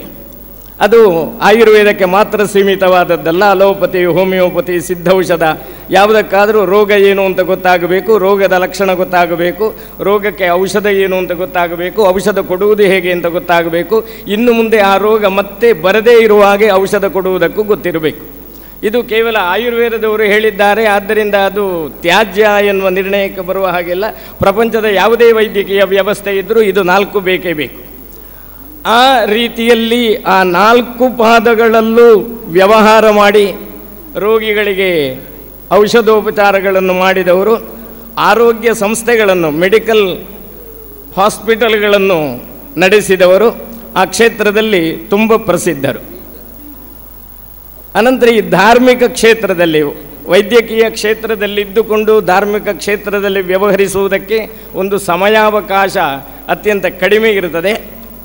ಎಲ್ಲಿಗೆ ಹೋದರೂ ಕೂಡ ದೊಡ್ಡ ದೊಡ್ಡ ಡಾಕ್ಟರ್ ಆದರೆ ಆವಾಗ ಫೋನ್ ಬರ್ತದೆ. ಅಡ್ಮಿಟ್ ಆದ ಪೇಷಂಟಿನ ವಿಷಯದಲ್ಲಿ ಫೋನುಗಳು ಬರ್ತವೆ. ಆದ್ದರಿಂದ ತ್ರಿಕರಣಪೂರ್ವಕವಾಗಿ ತನ್ಮಯತೆಯಿಂದ ಇನ್ನೊಂದು ಕಾರ್ಯಕ್ರಮಗಳಲ್ಲಿ, ಇನ್ನೊಂದು ವ್ಯವಹಾರದಲ್ಲಿ, ಇನ್ನೊಂದು ವ್ಯವಸ್ಥೆಯಲ್ಲಿ, ಇನ್ನೊಂದು ಸಂಘಟನೆಯಲ್ಲಿ ಭಾಗವಹಿಸುವುದಕ್ಕಾಗುವುದಿಲ್ಲ. ಆದರೆ ಡಾಕ್ಟರ್ ಅನಂತ ಕಾಮತರು ಅದು ಎಷ್ಟು ಎಂತಹ ವ್ಯವಸ್ಥೆ ಇದ್ದರೂ ಕೂಡ ಅದರ ಜೊತೆಯಲ್ಲಿ ಅತ್ಯಂತ ಸರಳವಾಗಿ ತಮ್ಮ ಸಾಮಾಜಿಕ ಜೀವನವನ್ನು ಜೋಡಿಸಿಕೊಂಡಿದ್ದಾರೆ. ಒಂದು ಯೋಗ ಇರಬೇಕು.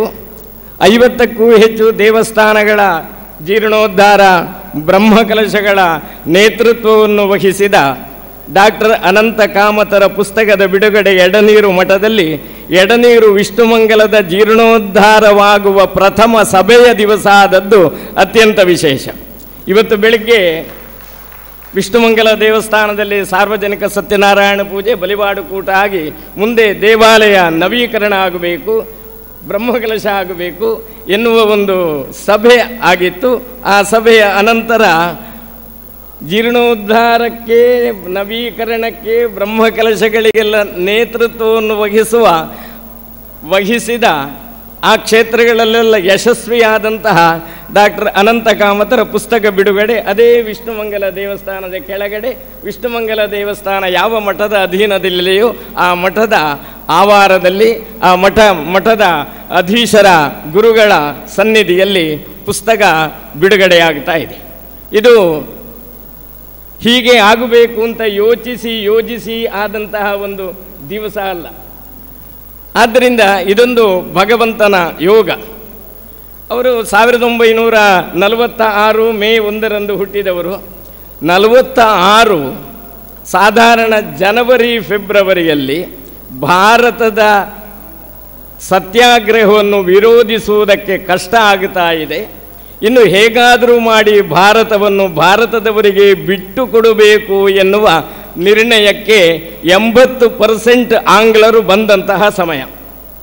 ಆ ಜನವರಿ ಫೆಬ್ರವರಿಯಲ್ಲಿ ಇಂಗ್ಲೆಂಡಿನಲ್ಲಿ ಆದಂತಹ ಒಂದು ಮಹತ್ವಪೂರ್ಣವಾದಂತಹ ಒಂದು ಸಭೆಯಲ್ಲಿ ಇನ್ನು ಹೇಗಾದರೂ ಕೊಟ್ಟು ಬಿಡುವುದು ಭಾರತವನ್ನು, ಭಾರತೀಯರಿಗೆ ಕೊಟ್ಟು ಬಿಡುವುದು ಎನ್ನುವ ಒಂದು ಮೌಖಿಕವಾದಂತಹ ವಿಚಾರ ಬಂದದ್ದು 46ರಲ್ಲಿ. ಅದ ನಂತರ ಆಂಗ್ಲ ಆಡಳಿತಗಾರರ ಮನಸ್ಸಿನಲ್ಲಿ ಗಟ್ಟಿಯಾಗುತ್ತಾ ಹೋಯಿತು, ಅದು ಬೆಳೆಯುತ್ತಾ ಹೋಯಿತು. 49ರಲ್ಲಿ ಸ್ವಾತಂತ್ರ್ಯ ಸಿಕ್ಕಿತು. ಆವಾಗ 3ನೆಯ ವರ್ಷ ಅದು ಚೌಲಕರ್ಮದ ವರ್ಷ. ತೃತೀಯೇ ಬ್ರಾಹ್ಮಣಸ್ಯ ಚೌಲಂ ಅಂತಹ ಒಂದು ಸಂಸ್ಕಾರ ಆಗುವ ವರ್ಷದಲ್ಲಿ ಭಾರತಕ್ಕೆ ಸ್ವಾತಂತ್ರ್ಯ ಸಿಕ್ಕಿತು. ಆದ್ದರಿಂದ ಅನಂತಕಾಮತರು ಆ ದೃಷ್ಟಿಯಿಂದಲೂ ಭಾಗ್ಯವಂತರೇ. ಸ್ವತಂತ್ರ ಭಾರತದಲ್ಲಿ ಅವರು ಹೆಚ್ಚು ಜೀವನವನ್ನು, ಈಗ ಅತ್ಯಂತ ಹಿರಿಯರು ಹೆಚ್ಚು ಜೀವನವನ್ನು ನಡೆಸಿದ್ದಾರೆ. 79ರ ಅನಂತರದ ತಿಂಗಳುಗಳಲ್ಲಿ ಕ್ರಮಿಸ್ತಾ ಇದ್ದಾರೆ. ಇನ್ನು 80 ವರ್ಷ ಆಗುತ್ತದೆ. 80 ವರ್ಷ ವೈದಿಕ ಶಾಂತಿ ಪರಂಪರೆಯಲ್ಲಿ ಸಹಸ್ರ ಚಂದ್ರ ದರ್ಶನ ಶಾಂತಿಯನ್ನು ನಡೆಸುವಂತಹ ಒಂದು ಕಾಲ. ಯಾವನ ಜೀವನದಲ್ಲಿ ಸಹಸ್ರ ಚಂದ್ರ ದರ್ಶನ ಮಾಡುವಂತಹ ಕಾಲ ಕಳೆಯುತ್ತದೆಯೋ, ಚಂದ್ರ ದರ್ಶನ ಮಾಡಬೇಕು ಅಂತ ನಿಯಮ ಏನೂ ಇಲ್ಲ. ಶುಕ್ಲ ಪಕ್ಷದ ದ್ವಿತೀಯ ಅಥವಾ ತೃತೀಯ ತಿಥಿಯಂದು ಪಂಚಾಂಗದಲ್ಲಿ ಚಂದ್ರ ದರ್ಶನ ಅಂತ ಬರೆದಿರ್ತಾರೆ. ಯಾರ ಜೀವಮಾನದಲ್ಲಿ ಅಂತಹ ಚಂದ್ರ ದರ್ಶನಗಳು 1000 ಕಳೆಯುತ್ತದೆಯೋ ಆವಾಗ ಸಹಸ್ರ ಚಂದ್ರ ದರ್ಶನ ಶಾಂತಿ ಎನ್ನುವ ಒಂದು ವೈದಿಕ ಶಾಂತಿ ಕಾರ್ಯಕ್ರಮವನ್ನು ಮಾಡುವಂತಹ ಸಂದರ್ಭ. ಇನ್ನು ಕೆಲವೇ ತಿಂಗಳುಗಳಲ್ಲಿ ಅದವರಿಗೆ ಪ್ರಾಪ್ತವಾಗುತ್ತದೆ. ಆ ಚಂದ್ರ ದರ್ಶನವನ್ನು ಲೆಕ್ಕ ಹಾಕುವುದರಲ್ಲಿ ಋಷಿಗಳಲ್ಲಿ ಮತಭೇದ ಇರುವುದರಿಂದ ಕೇವಲ ಮಾಸಿಕ ಚಂದ್ರ ದರ್ಶನವನ್ನು ಲೆಕ್ಕ ಹಾಕಿದರೆ 83ನೇ ವರ್ಷ ಆಗುತ್ತದೆ ಸಹಸ್ರ ಚಂದ್ರ ದರ್ಶನ ಆಗುವಾಗ. ಅಧಿಕ ಮಾಸಗಳನ್ನು ಲೆಕ್ಕ ಹಾಕಿದರೆ ಸ್ವಲ್ಪ ಬೇಗ ಆಗುತ್ತದೆ. ಖಗ್ರಾಸ ಚಂದ್ರಗಣದ ಅನಂತರದ ಚಂದ್ರ ದರ್ಶನವನ್ನು ಸೇರಿಸಿಕೊಂಡ್ರೆ 80ರಲ್ಲೇ ಆಗುತ್ತದೆ. ಹಾಗೆಯೇ ಖಗ್ರಾಸ ಚಂದ್ರಗ್ರಹಣದ ನಂತರದ ಚಂದ್ರಗ್ರಹಣಗಳು, ಅಧಿಕ ಮಾಸದ ಚಂದ್ರಗ್ರಹಣಗಳು, ಆಮೇಲೆ ಪ್ರತಿ ಮಾಸದ ಚಂದ್ರಗ್ರಹಣಗಳು, ಇದನ್ನೆಲ್ಲ ಸೇರಿಸಿದರೆ ಒಬ್ಬನ ಜೀವನದ 80ನೆಯ ವರ್ಷದಲ್ಲಿ ಆಗುತ್ತದೆ. ಅದು ಬೇಗ ಡಾಕ್ಟರ್ ಅನಂತ ಕಾಮತರ ಪಾಲಿಗೆ ಬರುತ್ತದೆ. ಆ ಕಾಲ ಅತ್ಯಂತ ವೈಭವದಿಂದ ಸಹಸ್ರ ಚಂದ್ರ ದರ್ಶನ ಶಾಂತಿಯನ್ನು ಮಾಡಿ ಅವರ ಉತ್ತರಾಧಿಕಾರಿಗಳು, ಮಕ್ಕಳು, ಮೊಮ್ಮಕ್ಕಳು, ಕುಟುಂಬದವರು ಆ ಆನಂದವನ್ನು ಅನುಭವಿಸಲಿ, ನಮಗೂ ಆ ಕಾಲದಲ್ಲಿ ಆನಂದವನ್ನು ಅನುಭವಿಸುವ ಅವಕಾಶವನ್ನು ನೀಡಲಿ. ಇದೊಂದೇ ಪುಸ್ತಕ ಅಲ್ಲ, ಇನ್ನು ಅವರ ಸಾಮಾಜಿಕ ಜೀವನದಲ್ಲಿ ಅವರು ಅನುಭವಿಸಿದಂತಹ ನೋವುಗಳು ಇರಬಹುದು, ಸಂತೋಷಗಳು ಇರಬಹುದು ಸಾರ್ವಜನಿಕ ಜೀವನದಲ್ಲಿ, ಅದೆಲ್ಲವನ್ನು ಪುಸ್ತಕ ರೂಪದಲ್ಲಿ ಅವರಿಗೆ ಬರೆಯುವ ಶಕ್ತಿಯನ್ನು ಭಗವಂತ ಕೊಡಲಿ. ವೈದ್ಯರು ಈಗ ಪ್ರಾಯ ಆದಮೇಲೆ ಒಳ್ಳೆಯ ಲೇಖಕರಾಗಲಿ ಅಂತ ಹಾರೈಸ್ತಾ ನನ್ನ ಮಾತನ್ನು ಮುಗಿಸ್ತೇನೆ.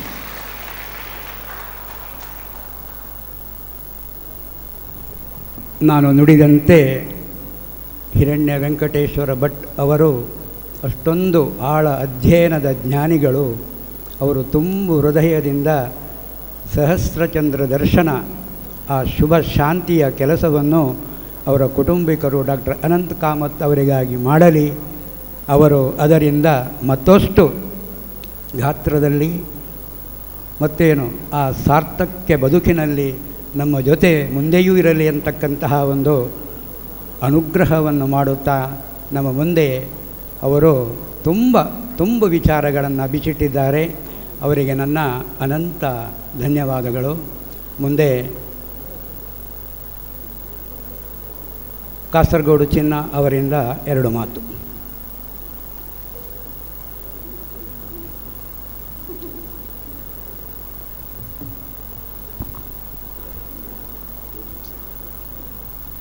ಗುರುಪೀಠಕ್ಕೆ ಸಾಷ್ಟಾಂಗವಾಗಿ ವಂದಿಸಿ ವೇದಿಕೆಯಲ್ಲಿ ಇದ್ದಂಥ ಎಲ್ಲ ಹಿರಿಯರೇ, ಸಹೃದಯರೇ,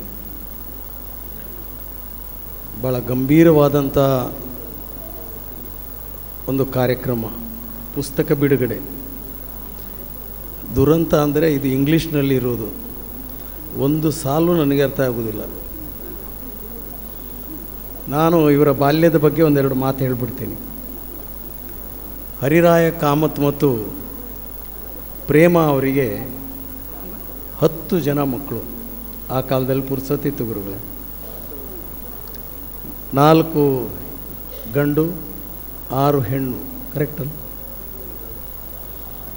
ನಾನು ಬಾಲ್ಯದಲ್ಲಿ ಅವರ ಮನೆಯಲ್ಲಿ ವಿದ್ಯಾನಗರದಲ್ಲಿ ನಮ್ಮ ತಾಯಿ ಜೊತೆ ಆ ಪರಿಸರದಲ್ಲಿ ಓಡಾಡ್ತಾ ಬೆಳೆದವನು. ಅವರ ಮನೆಯಲ್ಲಿ ತುಂಬು ಕುಟುಂಬ, ಯಾವ ಮಕ್ಕಳು ಎಲ್ಲಿ ಓಡಾಡ್ತಾರಂತ ಗೊತ್ತಿಲ್ಲ, ಅದರೆಡೆಯಲ್ಲಿ ನಾವು ಓಡಾಡ್ತಿದ್ವಿ. ಅವರ ತಾಯಿ ಅನಂತ ಕಾಮತರ ತಾಯಿ ಮನೆಯಲ್ಲಿ ಡಬ್ಬಾದಲ್ಲಿ ಎಲ್ಲ ಕುರುಕಲು ವಸ್ತುಗಳು ತಿಂಡಿಗಳನ್ನು ಇಡ್ತಿದ್ರು. ಅದನ್ನು ಯಾವ ಮಕ್ಕಳು ತಿಂತಾರೆ ಅಂತಲೇ ಅವರಿಗೂ ಗೊತ್ತಿರೋದಿಲ್ಲ, ಬಟ್ ಎಲ್ಲವೂ ಖಾಲಿ ಆಗ್ತಿತ್ತು. ಅಂತಹ ಒಂದು ಅನ್ನಪೂರ್ಣೇಶ್ವರಿ ಹರಿರಾಯ ಕಾಮತರ ಧರ್ಮಪತ್ನಿಯಾಗಿದ್ದರು.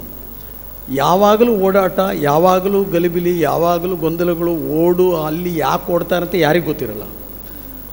ಒಂದು ಮನೆಯಲ್ಲಿ ಅದರಲ್ಲಿ ಎಡೆಯಲ್ಲಿ ಹೊರಗಡೆ ಇರುವಂಥ garage, Shri Gopalakrishna bus SGBT, ಆ ಕಾಲದಲ್ಲಿ ಕಾಲೇಜಿಗೆ ನಾವೆಲ್ಲ ಓಡಾಡ್ತಾ ಇದ್ದ ಬಸ್ಸು.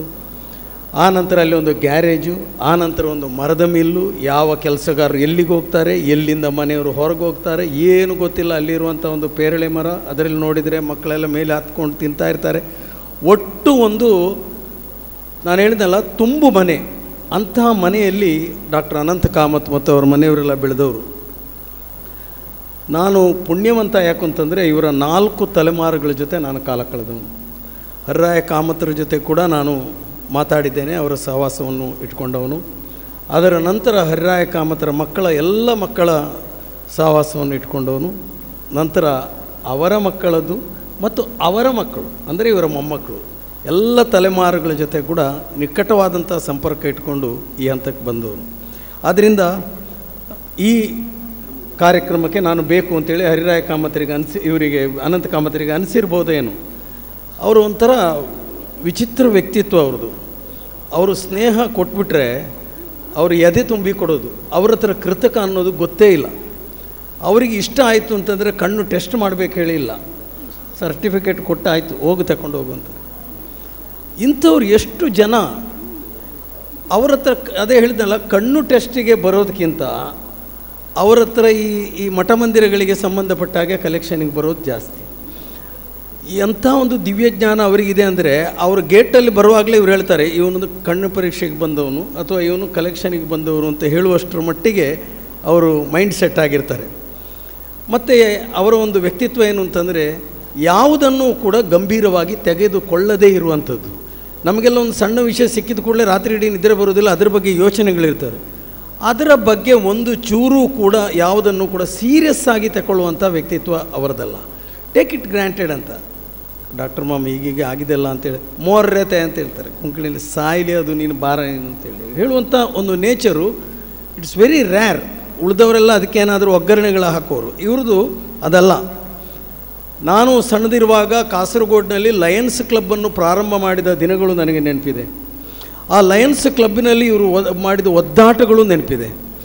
ಕಾಲಿಗೆ ಚಕ್ರ ಕಟ್ಕೊಂಡಂತರ ಇಡೀ ಲಯನ್ಸ್ ಕ್ಲಬ್ ಅಂದರೆ ಪ್ರತ್ಯೇಕವಾಗಿ ನಾನು ಹೇಳಬೇಕಾಗಿಲ್ಲ. ಅಲ್ಲಿಯ ಕಾರ್ಯರೂಪಗಳೆಲ್ಲ ಒಂಥರ ಕತ್ತಲೆ ಆಗ್ತಾ ಇದ್ದಂಗೆ ಒಂಥರ ಭಾಳ ಗಟ್ಟಿ ಇದೆಲ್ಲ ಇರ್ತದೆ ಅಲ್ಲಿ. ಅವರ ಫೆಲೋಶಿಪ್ಗಳು ಅದು ಇತ್ಯಾದಿಗಳೆಲ್ಲ ನಮಗೆ ಅದೆಲ್ಲ ಗೊತ್ತಾಗೋದಿಲ್ಲ. ಹೀಗೆ ಆ ಲಯನ್ಸ್ ಕ್ಲಬ್ಬಿನ ಬೇರೆ ಬೇರೆ ಜನಗಳ ಮನಸ್ಥಿತಿಯನ್ನು ಒಗ್ಗೂಡಿಸಿ ಅವರಿಗೆ ಒಂದು ಲೆವೆಲ್ಲಿಗೆ ಪ್ಲ್ಯಾಟ್ಫಾರ್ಮಲ್ಲಿ ತಂದಂಥವರು ಅನಂತ ಕಾಮತ್ ಡಾಕ್ಟರ್ ಅವರು ಕ್ಯಾಪ್ಟನ್ ಶೆಟ್ಟಿಯವರ ಜೊತೆ ಒಡನಾಟ ಇಟ್ಕೊಂಡವರು. ಆನಂತರ ಕಾಸರಗೋಡಿನಲ್ಲಿ ಲಯನ್ಸ್ ಕ್ಲಬ್ನ ನೇತೃತ್ವದಲ್ಲಿ ಒಂದು ಕಣ್ಣಿನ ಆಸ್ಪತ್ರೆಯನ್ನು ಮಾಡಿದರು. ಕಾಸರಗೋಡಿನಲ್ಲಿ ಫಸ್ಟ್ ಐ ಹಾಸ್ಪಿಟ್ಲನ್ನು ಮಾಡಿದ ಕೀರ್ತಿ ಯಾರಿಗಾದರೂ ಇದ್ದರೆ ಅದು ಡಾಕ್ಟರ್ ಅನಂತ ಕಾಮತ್ರಿಗೆ.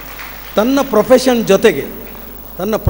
ಜೊತೆಗೆ ತಾನು ಕೂಡ ಒಬ್ಬ ಕಣ್ಣಿನ ಡಾಕ್ಟರ್ ಆಗಿ ಉಳಿದ ಕಣ್ಣಿನ ಡಾಕ್ಟ್ರು ಮತ್ತು ಈ ಫ್ರೀ ಆದ ಕ್ಯಾಂಪ್ಗಳನ್ನು ಆ ಕಾಲದಲ್ಲೇ ಅವರು ಮಾಡಿದ್ದಾರೆ. ಈಗಿಂದ ಇದೇನಲ್ಲ, ಈಗೆಲ್ಲ ಲೆಕ್ಕಾಚಾರದ ವ್ಯಕ್ತಿಗಳಿರ್ತಾರೆ. ಆದ್ದರಿಂದ ಅವರ ಫ್ಯಾಮಿಲಿಗೂ ನಮ್ಮ ಫ್ಯಾಮಿಲಿಗೂ ಇರುವಂಥ ನಿಕಟವಾದ ಸಂಬಂಧ. ಯಾಕಂದರೆ ಹರಿರಾಯ ಕಾಮತರು ನನ್ನ ತಂದೆಯವರಿಗೂ ಕೂಡ ಬಹಳ ಅನ್ಯೋನ್ಯತೆ ಇತ್ತು. ಮತ್ತು ಇವರ ತಾಯಿ, ನನ್ನ ತಾಯಿಯವರು ಹೇಳೋದಿತ್ತು, ಅವರ ತಾಯಿ ಪ್ರೇಮ ಅಂತ ನಾವು ಕರಿತಿದ್ವಿ, ಬೇರೆಂತೂ ಗೊತ್ತಿಲ್ಲ, ಬಟ್ ನನ್ನ ತಾಯಿಯನ್ನು ಅವರು ಗಿರಿರಮ ಅಂತ ಕರಿತಿದ್ರಂತೆ. ಗಿರಿರಮ ಅಂತೇಳಿದರೆ ರಮಾಬಾಯಿ ಅಂತ ನನ್ನ ತಾಯಿ ಹೆಸರು. ಯಾವ ರಮ ಅಂತ ಗಿರಿರಮ ಅಂತಂದರೆ ಗಿರಿಯವರ ಹೆಂಡತಿ ಅಂತ ಹೇಳುವ ಕಾರಣಕ್ಕೆ ಬೇಕಾಗಿ. ಮತ್ತು ಬಾಲ್ಯದಲ್ಲಿ ನಮ್ಮ ಮನೆಯೆಲ್ಲ ಆಜುಬಾಜು ಇರೋದರಿಂದ ಅನಂತ ಕಾಮತ್ ಡಾಕ್ಟ್ರನ್ನು ಕೂಡ ನಾನು ಸ್ನಾನ ಮಾಡಿಸಿದ್ದೀನಿ ಸಣ್ಣದಿರುವಾಗ ಅಂತೇಳಿ ನನ್ನ ತಾಯಿ ಹೇಳೋದಿತ್ತು. ಅವರ ಎಲ್ಲ ಮಕ್ಕಳಿಗೂ ನನ್ನ ಒಡನಾಟ ಇತ್ತು ಮತ್ತು ಅವರೆಲ್ಲ ಮಕ್ಕಳನ್ನು ಕೂಡ ನನ್ನ ಮಕ್ಕಳಾಗಿ ನಾನು ಬೆಳೆಸಿದ್ವಿ. ಆದ ಕಾರಣ ಪ್ರೇಮ ಅನ್ನೋರು ನನಗೆ ಹಿರಿಯಕ್ಕ ಇದ್ದ ಹಾಗೆ ಅಂತೇಳಿ ನನ್ನ ತಾಯಿಯವರು ಹೇಳಿದ ನೆನಪಿತ್ತು. ಅವರ ತಾಯಿಯವರು ಕೊನೆ ಕ್ಷಣದಲ್ಲಿ ಆಸ್ಪತ್ರೆಯಲ್ಲಿದ್ದಾಗ ನನಗೆ ಫೋನ್ ಬರ್ತದೆ ನನ್ನ ಅಮ್ಮಂದು, ಅವರು ಆಸ್ಪತ್ರೆಯಲ್ಲಿ ಕೊನೆಯ ಇದರಲ್ಲಿದ್ದಾರೆ, ಅವರು ಗಿರಿರಾಮನನ್ನು ನೋಡಬೇಕು ಅಂತ ಹೇಳ್ತಿದ್ದಾರೆ ಅಂತ ನನಗೆ ರೋಮಾಂಚನ ಆಯಿತು. ಒಂದೊಂದು ಆತ್ಮೀಯತೆ ಯಾವ ಈಗಿನ ಕಾಲದಲ್ಲೆಲ್ಲ ಆ ಕಾಲದಲ್ಲಿ ಅವ್ರು ಹೇಳಿದ್ರಂತೆ ನನಗೆ ಗಿರಿರಾಮನನ್ನು ಕಾಣಬೇಕು ಅಂತ. ನನ್ನ ಅಮ್ಮ ಹೇಳಿದರು ನನಗೆ, ನೀನು ಇಮ್ಮಿಡಿಯೇಟಾಗಿ ನನಗೆ ನಮ್ಮ ಅಮ್ಮನನ್ನು ಸ್ಕೂಟ್ರಲ್ಲಿ ಕರೆಸ್ಕೊಂಡು ನಾನು ಹಾಸ್ಪಿಟ್ಲಿಗೆ ಕರ್ಕೊಂಡು ಹೋದೆ. ಆ ಆಸ್ಪತ್ರೆಯಲ್ಲಿ ಅವರು ಗಿರಿರಾಮನ ಕೈ ಹಿಡ್ಕೊಂಡ್ರು. 2 ನಿಮಿಷ ಅವಳನ್ನು ನೋಡಿದರು, ಅವರು ಇವರನ್ನು ನೋಡಿದರು. ನಾನು ಹೊರಗಡೆ ಕಾದು ಕೂತಿದ್ದೆ. ಆ ನಂತರ ಮರುದಿವಸ ಗೊತ್ತಾಯಿತು ಅವರು ನಮ್ಮನ್ನು ಬಿಟ್ಟು ಹೋಗಿದ್ದಾರೆ ಅಂತೇಳಿ.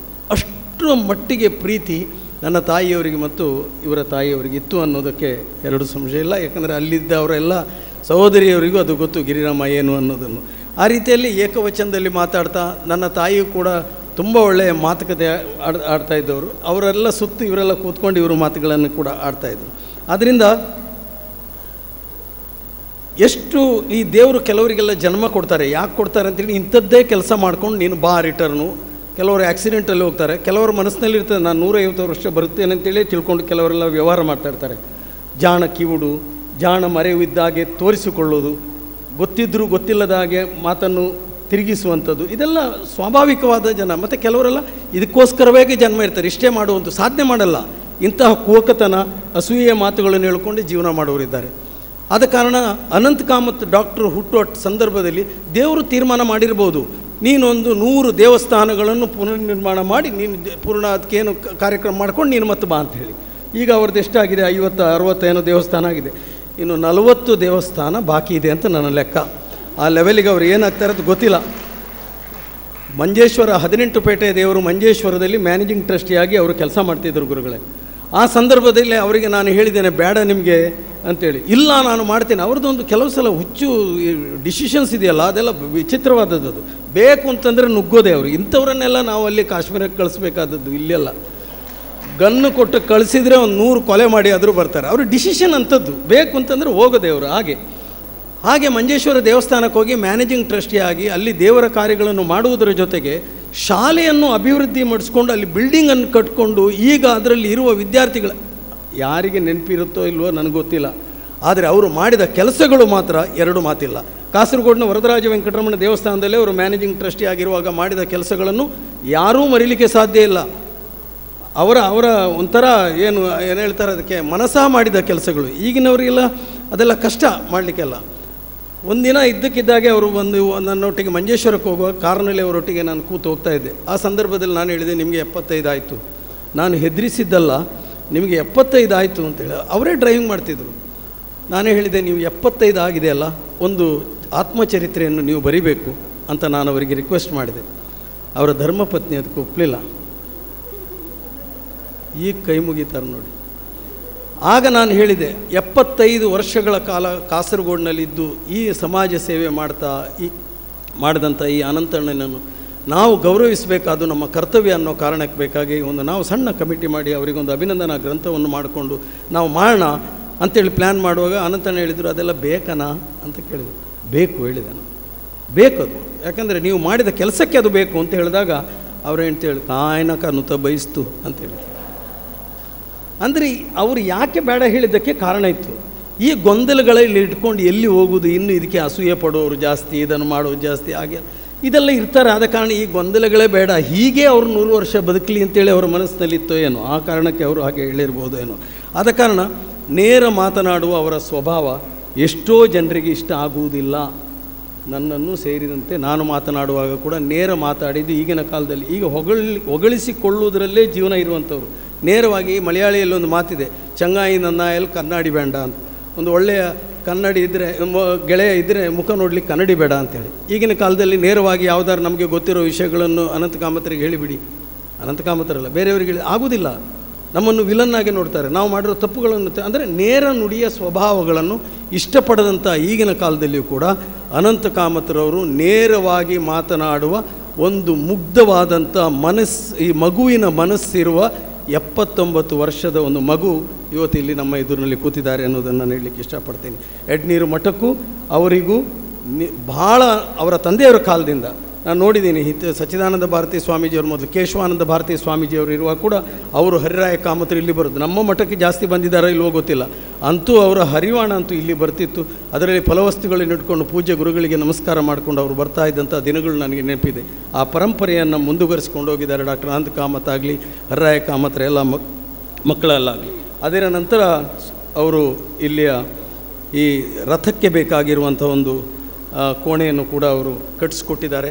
ಅದೇ ಥರದಲ್ಲಿ ಸಾಂಸ್ಕೃತಿಕ ಕಾರ್ಯಕ್ರಮಗಳಿಗೆ ಅವರು ಮಾಡಿದ ಸಹಾಯದ ಪಟ್ಟಿ ಇನ್ನೂ ಮಾಡಲಿಲ್ಲ.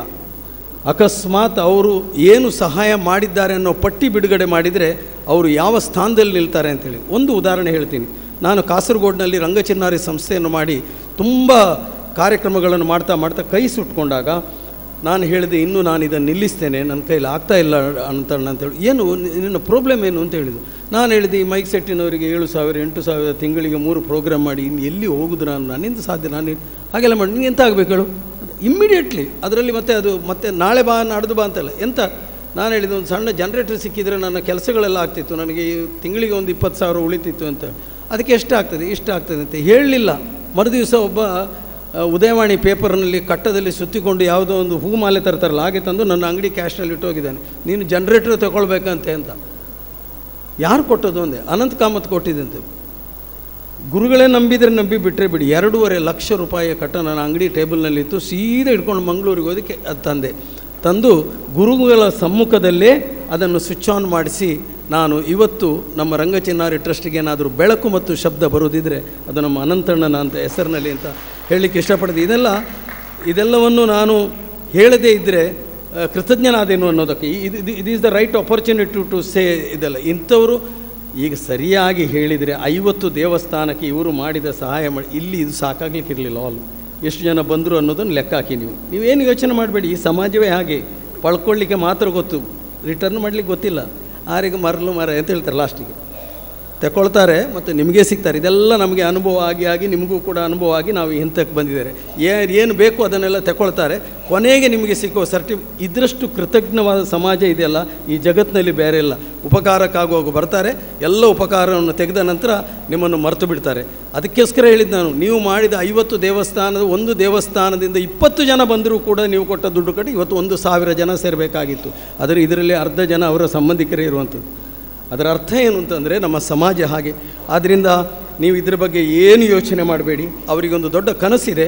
ಅವರು ಕಟ್ಟಿದ, ಅವರ ಹಿರಿಯರು ಮಾಡಿಸಿದಂಥ ಕೃಷ್ಣ ಮಂದಿರವನ್ನು ಕಾಸರಗೋಡಿನಲ್ಲಿ ಒಂದು ಸಾಂಸ್ಕೃತಿಕ ಕೇಂದ್ರ ಮಾಡಬೇಕು ಹೇಳುವ ಅವರ ಕನಸು. ಅವರು ಯಾವಾಗಲೂ ನನ್ನ ಹತ್ರ ಹೇಳೋದಿತ್ತು, ಕೃಷ್ಣ ಮಂದಿರ ಇದೆ ಚಿನ್ನ, ಈ ಪರಿಸರದಲ್ಲಿ ನಮ್ಮದು ನಿರಂತರವಾಗಿ ಚಟುವಟಿಕೆ ನಡಿಬೇಕು. ಅದು ಅವರಿಗೆ ಈ ಕಷ್ಟ ಕಾರ್ಪಣ್ಯಗಳು ಗೊತ್ತಿಲ್ಲ.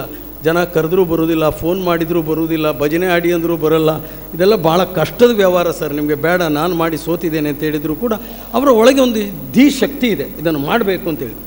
ಅವರ ಕನಸು ನನಸಾಗಲಿ, ಯಾಕಂದರೆ ಅವರ ಮನೆಯವರೆಲ್ಲ ಅವರೊಟ್ಟಿಗೆ ಇದ್ದಾರೆ ಅನ್ನೋದನ್ನು ಹೇಳ್ತಾ, ಈ ಸಮಾಜ ಎಲ್ಲವನ್ನೂ ಕೂಡ ಕೃತಜ್ಞತೆಯಿಂದ ನೆನೆಸ್ಕೊಳ್ಳೋದು ಕಡಿಮೆ, ಅವರಿಗೆ ನೀವು ಕೊಡುವ ಕೊಡುಗೆ ಬೇಕು, ನಿಮ್ಮ ಒಳಿತು ಬೇಕಾಗಿಲ್ಲ ಅನ್ನೋ ಸತ್ಯವನ್ನು ನೀವು ಮನಸ್ಸಿನಲ್ಲಿ ಇಟ್ಟುಕೊಂಡು ನಿಮ್ಮ ಮುಂದಿನ ಜೀವನ ಅತ್ಯಂತ ಯಶಸ್ವಿಯಾಗಿ, ಯಾಕಂದರೆ ಆರೋಗ್ಯವಂತರಾಗಿ ನೀವು ಇದ್ದೀರಿ, ಮತ್ತಷ್ಟು ಆರೋಗ್ಯವಂತರಾಗಿ ಇರಬೇಕು ಅಂತೇಳಿ ಹೇಳ್ತಾ, ನಿಮಗೂ ನಿಮ್ಮ ಮಕ್ಕಳಿಗೂ ನಿಮ್ಮ ಕುಟುಂಬದವರಿಗೆ ದೇವರು ಆ ಗೋಪಾಲಕೃಷ್ಣ ಒಳಿತನ್ನು ಉಂಟು ಮಾಡಲಿ ಅಂತೇಳಿ ನಾನು ಪ್ರಾರ್ಥನೆ ಮಾಡ್ತೇನೆ.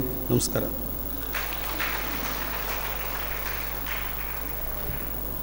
ಆತ್ಮೀಯರೇ, ಮುಂದೆ ಡಾಕ್ಟರ್ ಅನಂತ್ ಕಾಮತ್ ಅವರ ಪುತ್ರಿ ಡಾಕ್ಟರ್ ಸ್ವಪ್ನ ಅವರ ಪತಿ ಡಾಕ್ಟರ್ ಡಿ ನರಸಿಂಹ ಪೈ ಅವರ ಹೆಸರು ಹೇಳಿದರೂ ಕೂಡ ಯಾರೂ ಕಾಸರಗೋಡಿನವರಿಗೆ ಆ ಪರಿಚಯ ಬೇಡ. ಅವರು ಹೃದಯ ತಜ್ಞರು, ಅದಕ್ಕಿಂತ ಮಿಗಿಲಾಗಿ ಶ್ರೀಮಂತಿಕೆಯ ಹೃದಯ ತಜ್ಞರವರು. ಅವರು ಯಾರ ಹೃದಯದ ಮೇಲೆ ಕೈಯಿಟ್ಟಿದ್ದಾರೆ ಆ ವ್ಯಕ್ತಿಯನ್ನು ನೀವು ಮಾತನಾಡಿ ನೋಡಿ, ಆ ಡಾಕ್ಟರು ನನ್ನ ಆಯುಸ್ಸನ್ನು 20 ವರ್ಷ ಹೆಚ್ಚಿಗೆ ಮಾಡಿಬಿಟ್ರು ಅಂತ. ಹೃದಯ ವೇದನೆಯಿಂದ ವಿಲವಿಲ ನಡುಗುತ್ತಿದ್ದ ಆ ರೋಗಿಯನ್ನು ಅವರ ಮಂದಸ್ಮಿತ ಮುಖ ಆ ರೋಗಿಯ ಮೇಲೆ ಬಿದ್ದಾಗಲೆಲ್ಲ ಮದ್ದಿಲ್ಲದೆ ಹೃದಯದ ನೋವು ಇವರನ್ನು ಹೆದರಿ ಓಡಿಬಿಟ್ಟಿದೆ. ಅಷ್ಟಕ್ಕೂ ಇವತ್ತು ರೋಗಿಗಳು ಡಾಕ್ಟರ್ ಡಿ ನರಸಿಂಹ ಪೈ ಅವರನ್ನು ಹಚ್ಚಿಕೊಂಡಿದ್ದಾರೆ. ಅಂತಹ ಕಾಸರಗೋಡಿನ ಅಳಿಯ ಡಾಕ್ಟರ್ ಅನಂತ ಕಾಮತ್ ಅವರ ಅಳಿಯ 2 ಮಾತುಗಳನ್ನು ಆಡುತ್ತಾರೆ ಎಂದು ಅವರೇ ಹೇಳಿ ಕಳಿಸಿದ್ದಾರೆ. ಅವರನ್ನು ನಾನು ವೇದಿಕೆಗೆ ಆಮಂತ್ರಿಸ್ತಾ ಇದ್ದೇನೆ.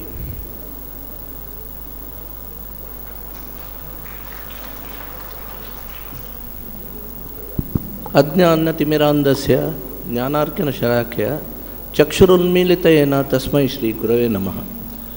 ಈ ಎಡನೀರು ಮಠಕ್ಕೂ ನಮ್ಮ ಪರಿವಾರಕ್ಕೂ ಅನ್ಯೋನ್ಯ ಸಂಬಂಧ ಇದೆ ಅಂತ ಹೇಳಿ 2 ಮಾತೇ ಇಲ್ಲ.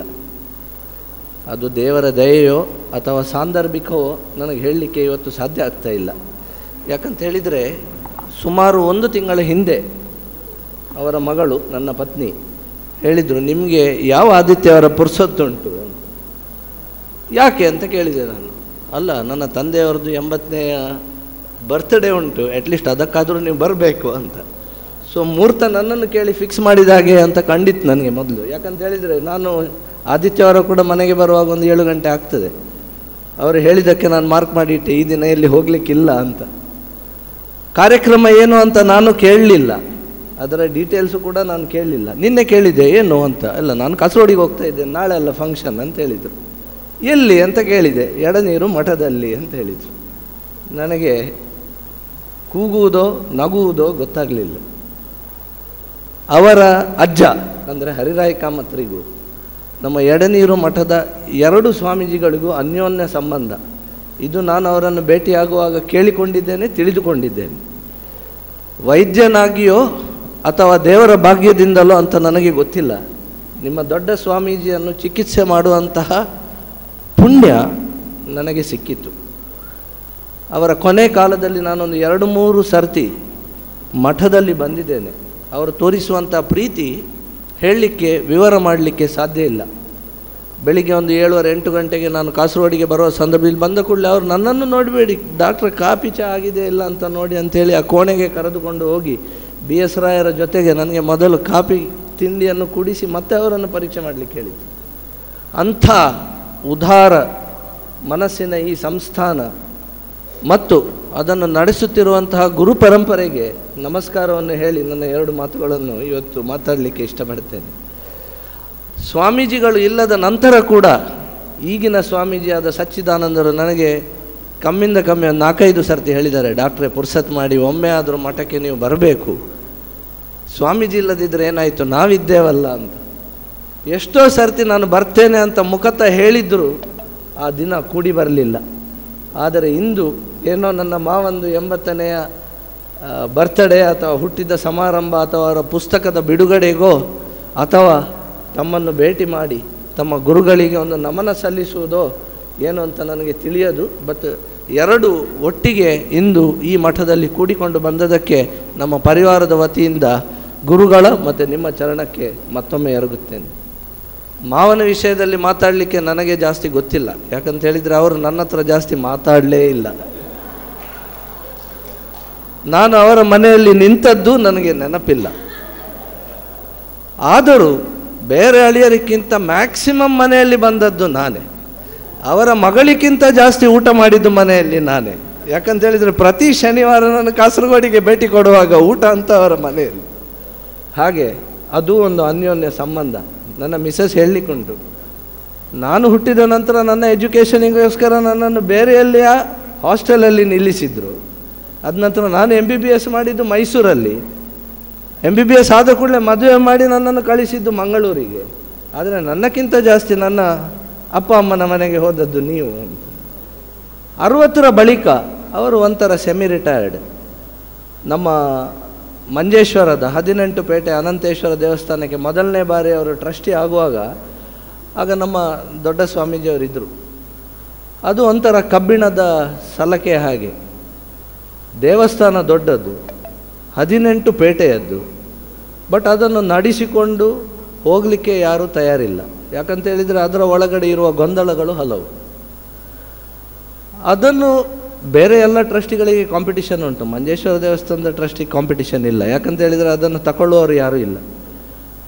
ಜಬರ್ದಸ್ತಿಯಾಗಿ ಸ್ವಾಮೀಜಿಯವರು ಯಾರನ್ನು ಕುತ್ತಿಗೆಗೆ ಕಟ್ಟಿ ಅವರನ್ನು ಟ್ರಸ್ಟಿ ಮಾಡಬೇಕು.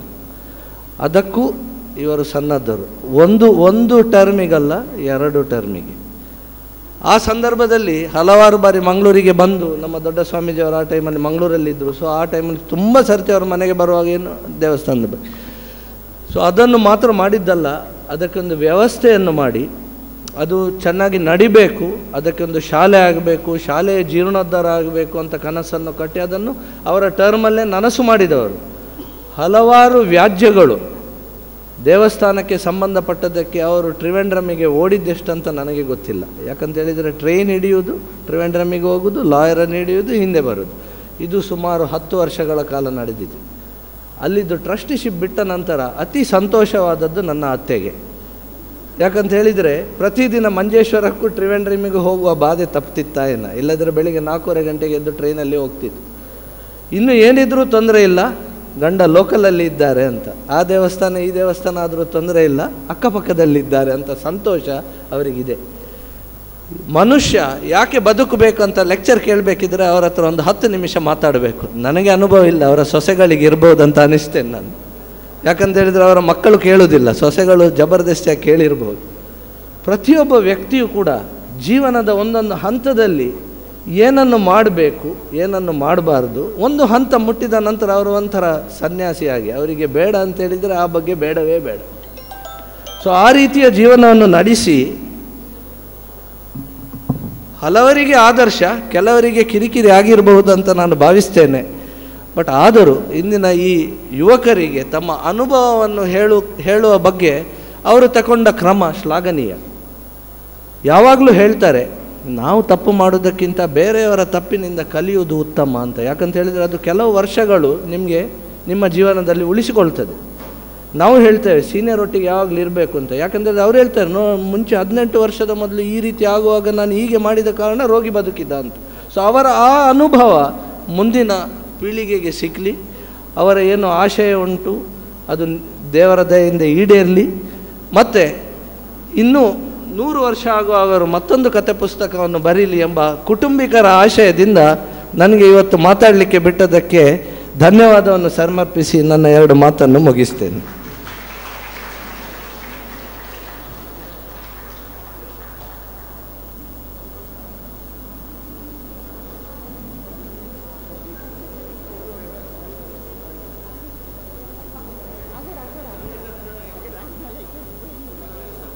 ಆತ್ಮೀಯರೇ, ಇವತ್ತು ಡಾಕ್ಟರ್ ಅನಂತ್ ಕಾಮತ್ ಅವರ ಅಳಿಯ ಅವರು ನಿಜಕ್ಕೂ ಮಾತನಾಡಿದ್ದು ಅವರು ಹೃದಯ ತಜ್ಞರು ಅನ್ನುವುದಕ್ಕೆ ದೊಡ್ಡ ಉದಾಹರಣೆ. ಹೃದಯ ಬಿಚ್ಚಿ ಬಹಳಷ್ಟು ಸುಂದರವಾಗಿ ಅಕ್ಷರಗಳನ್ನು ಜೋಡಿಸಿಕೊಂಡು ಭಾಷೆಯನ್ನು ದುಡಿಸಿಕೊಂಡು ತುಂಬ ಹೃದಯಕ್ಕೆ ತಟ್ಟುವಂತೆ ಮಾತನಾಡಿದ್ದಾರೆ.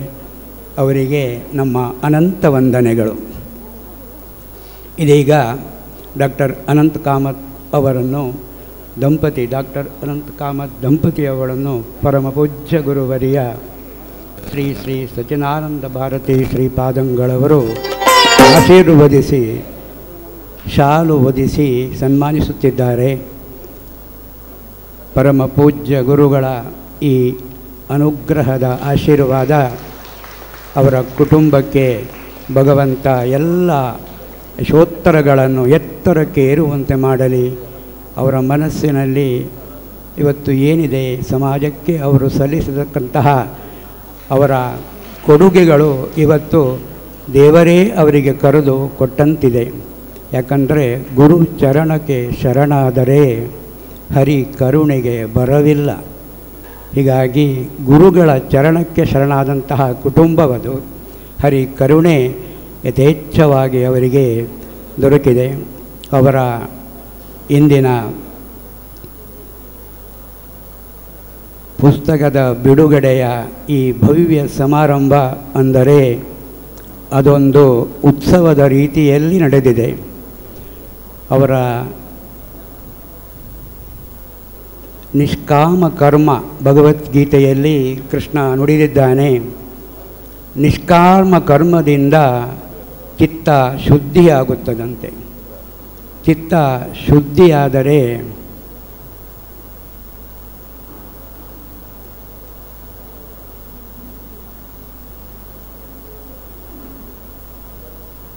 ಚಿತ್ತ ಶುದ್ಧಿಯಾದರೆ ಶ್ರದ್ಧೆ ಮೂಡುತ್ತದೆ. ಶ್ರದ್ಧೆ ಜ್ಞಾನವನ್ನು ಕೊಡುತ್ತದೆ. ಶ್ರದ್ಧಾವನ್ ಲಭತೆ ಜ್ಞಾನಂ ಅಂದಿದ್ದಾರೆ ಭಗವಾನ್ ಶ್ರೀಕೃಷ್ಣ. ಅಂತಹ ಜ್ಞಾನ ಅಂದರೆ ನಾನೇ ಅಂದಿದ್ದಾರೆ ಭಗವಂತ. ಅಂತಹ ಜ್ಞಾನದಂತಹ ಭಗವಂತನನ್ನು ತನ್ನದಾಗಿಸಿಕೊಂಡಂತಹ ಡಾಕ್ಟರ್ ಅನಂತ ಕಾಮತ್ ಅವರು ನಿಜಕ್ಕೂ ನಮ್ಮ ಮುಂದೆ ಇವತ್ತು ನಿಂತಾಗ ಈ ಸಮಾಜ ಧನ್ಯತೆಯ ಭಾವದಿಂದ ಅವರಿಗೆ ತಲೆ ತಗ್ಗಿಸುತ್ತಿದೆ. ಅವರಿಗೆ ದೊರಕಿದಂತಹ ಈ ಸನ್ಮಾನ ಅಂದರೆ ಅದು ಇಡೀ ಸಮಾಜಕ್ಕೆ ದೊರೆತದ್ದು. ಸಮಾಜ ಸೇವೆ ಏನು, ಸಾರ್ಥಕತೆ ಅಂದರೆ ಏನು ಅನ್ನುವುದನ್ನು ನಾವು ಯಥಾಪ್ರಕಾರ ಅವರ ಪುಸ್ತಕ ಓದಿದರೆ ನಮ್ಮ ಹೃದಯವನ್ನು ಅದು ತಟ್ಟುತ್ತದೆ. ಭಾಷೆಯಲ್ಲಿ, ವಿವರಣೆಯಲ್ಲಿ ಮತ್ತು ನೆನಪಿನ ಶಕ್ತಿಯಲ್ಲಿ, ಶಿಸ್ತಿನಲ್ಲಿ ಅದೆಲ್ಲಗಳನ್ನು ನಾವು ಮೇಳೈಸಿಕೊಂಡು ಅವರು ತಮ್ಮ ಆತ್ಮಚರಿತ್ರೆಯನ್ನು ಬರೆದಿರುವಾಗ ಇಂತಹ ಒಂದು ಆತ್ಮಚರಿತ್ರೆ, ಅವರು ಸಾಹಿತಿಯಲ್ಲ, ಆದರೆ ಅವರ ಚಕ್ಷು ಕೇವಲ ಅವರು ಕಣ್ಣಿನ ವೈದ್ಯ ಮಾತ್ರ ಅಲ್ಲ. ಯಾಕಂತೇಳಿದರೆ ಕೇಳಿ ನೋಡಿ, ಧೃತರಾಷ್ಟ್ರ ಕುರುಡ, ಅವರಿಗೆ ಮಹಾಭಾರತದ ಯುದ್ಧ ನೋಡಲಿಕ್ಕೆ ಸಾಧ್ಯ ಆಗಲಿಲ್ಲ. ಆಗ ವೇದವ್ಯಾಸರು ಸಂಜಯನಿಗೆ ಆ ದಿವ್ಯ ದೃಷ್ಟಿ ಕೊಟ್ಟರು. ಏನಂತೇಳಿದರೆ ಏನು ಕುರುಕ್ಷೇತ್ರದಲ್ಲಿ ನಡೆಯುತ್ತಿದೆ ಅದನ್ನು ಯಥಾವತ್ತಾಗಿ ನಾವಿವತ್ತು ಟಿ ವಿ ನೋಡಿದ ಹಾಗೆ ಅಂತಹ ಒಂದು ದಿವ್ಯ ಶಕ್ತಿ ಆ ಚಕ್ಷು ಅದು ಕೊಟ್ಟು ಸಂಜಯನಿಂದ ವೇದವ್ಯಾಸರು ನಮಗೆ ಇಡೀ ಆ ಭಗವದ್ಗೀತೆಯನ್ನು ಅದಷ್ಟು ರಮ್ಯವಾಗಿ ಮನಸ್ಸಿಗೆ ಹಿಡಿಯುವಂತೆ ಆಧ್ಯಾತ್ಮದ ಆ ಹೂವಿನ ಆ ಪರಿಮಳದಂತೆ ನಮ್ಮ ಹೃದಯದಲ್ಲಿ ಆಧ್ಯಾತ್ಮದ ಸಿಂಚನ ಮಾಡಿರ್ತಕ್ಕಂತಹ ಗೀತೆಯನ್ನು ಕೊಟ್ಟದ್ದು ಧೃತರಾಷ್ಟ್ರ ಕುರುಡ ಅದಕ್ಕೆ ಮಾತ್ರ ಅಲ್ಲ, ಸಂಜಯನಿಗೆ ವೇದವ್ಯಾಸರು ನೀಡಿದಂತಹ ಒಂದು ದಿವ್ಯ ಶಕ್ತಿ. ಅಂತಹ ಒಂದು ದಿವ್ಯ ಶಕ್ತಿ ನಮ್ಮ ಕಣ್ಣಿನ ಡಾಕ್ಟರರಿಗಿದೆ. ಇಲ್ಲದಿದ್ದರೆ ಇಂತಹ ಒಂದು ಮಹತ್ ಪುಸ್ತಕವನ್ನು ಬರೀಲಿಕ್ಕೆ ಯಾವ ಸಾಹಿತಿಗಳಿಂದಲೂ ಸಾಧ್ಯವಿಲ್ಲ. ಅಂತಹ ಒಂದು ಅದ್ಭುತವಾದ ಆ ನಮೂನೆ ಅದರಲ್ಲಿ ತುಂಬಿದೆ. ಅಂತಹ ಬಿಡುಗಡೆಯ ಈ ಸಮಾರಂಭಕ್ಕೆ ನೀವೆಲ್ಲ ಸಾಕ್ಷಿಯಾಗಿದ್ದೀರಿ. ಪರಮ ಪೂಜ್ಯ ಗುರುವರಿಯರ ಸಾನ್ನಿಧ್ಯ ಜೊತೆಗೆ ಪೂಜ್ಯ ಗುರುಗಳಿಂದ ಸನ್ಮಾನ, ಇದು ಬದುಕಿನ ಸಾರ್ಥಕ್ಕೆ ನಿಜವಾಗಿ ಅವರಿಗೆ ಸಲ್ಲತಕ್ಕಂತಹ ಗೌರವ ಅದು ಸಿಕ್ಕಿದೆ. ಇದು ಅವರದ್ದು ಜೀವನದಲ್ಲೇ ಅವರು ಹಾಕಿಕೊಂಡ ಪಥ. ನಾನು ಮಾಡುತ್ತಿರುವುದು ಅದು ಭಗವಂತನಿಗೆ ಅರ್ಪಣೆ ಅನ್ನತಕ್ಕಂತಹ ಅರ್ಪಣಾಭಾವ. ಎಲ್ಲೂ ಅವರು ಹೆಸರಿಗೆ ಹೋಗಲಿಲ್ಲ. ಯಾವುದೇ ಪತ್ರಿಕೆಗಳಲ್ಲಿ ಅವರು ತಮ್ಮ ಫೋಟೋ ಹಾಕಿಸಿ ಪ್ರಚಾರಕ್ಕೆ ಮುಂದೋಗಲಿಲ್ಲ. ಅವರದ್ದು ಒಂದೇ, ಎಲ್ಲವೂ ಕೃಷ್ಣಾರ್ಪಣಮಸ್ತು ಅಂತ. ಆ ಕೃಷ್ಣಾರ್ಪಣವನ್ನು ಭಗವಂತ ಸ್ವೀಕರಿಸಿದ್ದಾನೆ, ಯಥೇಚ್ಛವಾಗಿ ಅದನ್ನು ಮರಳಿಸಿದ್ದಾನೆ. ಅಂತಹ ಭವ್ಯ ದಿವ್ಯ ಸಮಾರಂಭಕ್ಕೆ ನಾವೆಲ್ಲರೂ ಸಾಕ್ಷಿಯಾಗಿದ್ದೇವೆ. ಈಗ ಪರಮ ಪೂಜ್ಯ ಗುರುಗಳಿಂದ ನಮ್ಮೆಲ್ಲರನ್ನು ಆಶೀರ್ವಾದ ಮಾಡಿಸಬೇಕು ಅಂದ್ಕೊಂಡು ಪರಮ ಪೂಜ್ಯ ಗುರುಗಳಿಗೆ ನಾನು ಸಾಷ್ಟಾಂಗ ವಂದನೆಗಳನ್ನು ಸಲ್ಲಿಸಿ ಆ ದಿವ್ಯ ಸನ್ನಿಧಿಯಲ್ಲಿ ನನ್ನ ಅರಿಕೆಯನ್ನು ಮಾಡಿಕೊಳ್ತಾ ಇದ್ದೇನೆ.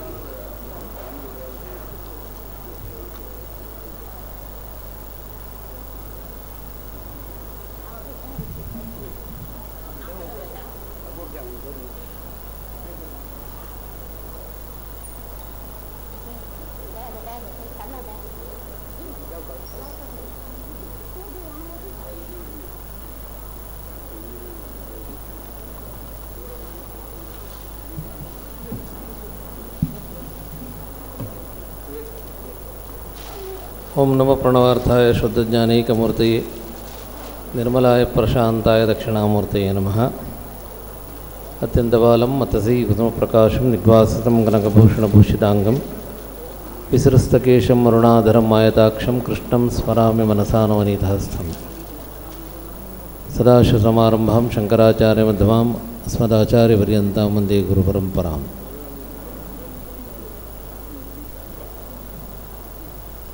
ಶ್ರೀಮಠದ ಅತ್ಯಾಪ್ತ ಅಭಿಮಾನಿಗಳು, ಕಾಸರಗೋಡಿನ ಜನಪ್ರಿಯ ವೈದ್ಯರು, ಧಾರ್ಮಿಕವಾಗಿ ಸಾಮಾಜಿಕವಾಗಿ ಭಾಳಷ್ಟು ಜಿಲ್ಲೆಯಲ್ಲಿ ತಮ್ಮನ್ನು ತೊಡಗಿಸಿಕೊಂಡವರಾದಂಥ ಡಾಕ್ಟರ್ ಅನಂತ ಕಾಮತ್ ಅವರ ಆತ್ಮ ಕಥೆಯ ಒಂದು ಪುಸ್ತಕ ಇವತ್ತು ಇಲ್ಲಿ ಸನ್ನಿಧಿಯಲ್ಲಿ ಬಿಡುಗಡೆ ಆಗ್ತಾಯಿದೆ. ಕೆಲವು ದಿನಗಳ ಹಿಂದೆ ಈ ಪುಸ್ತಕದ ತಯಾರಿಗೆ ತೊಡಗಿದಂಥ ಶ್ರೀ ನಾಗೇಶ್ ತೆರವತ್ತು ಮತ್ತು ಡಾಕ್ಟರ್ ಅನಂತ ಕಾಮತ್ ಅವರು ಮಠದಲ್ಲಿ ಬಂದು ಹೀಗೀಗೆ ಒಂದು ಪುಸ್ತಕವನ್ನು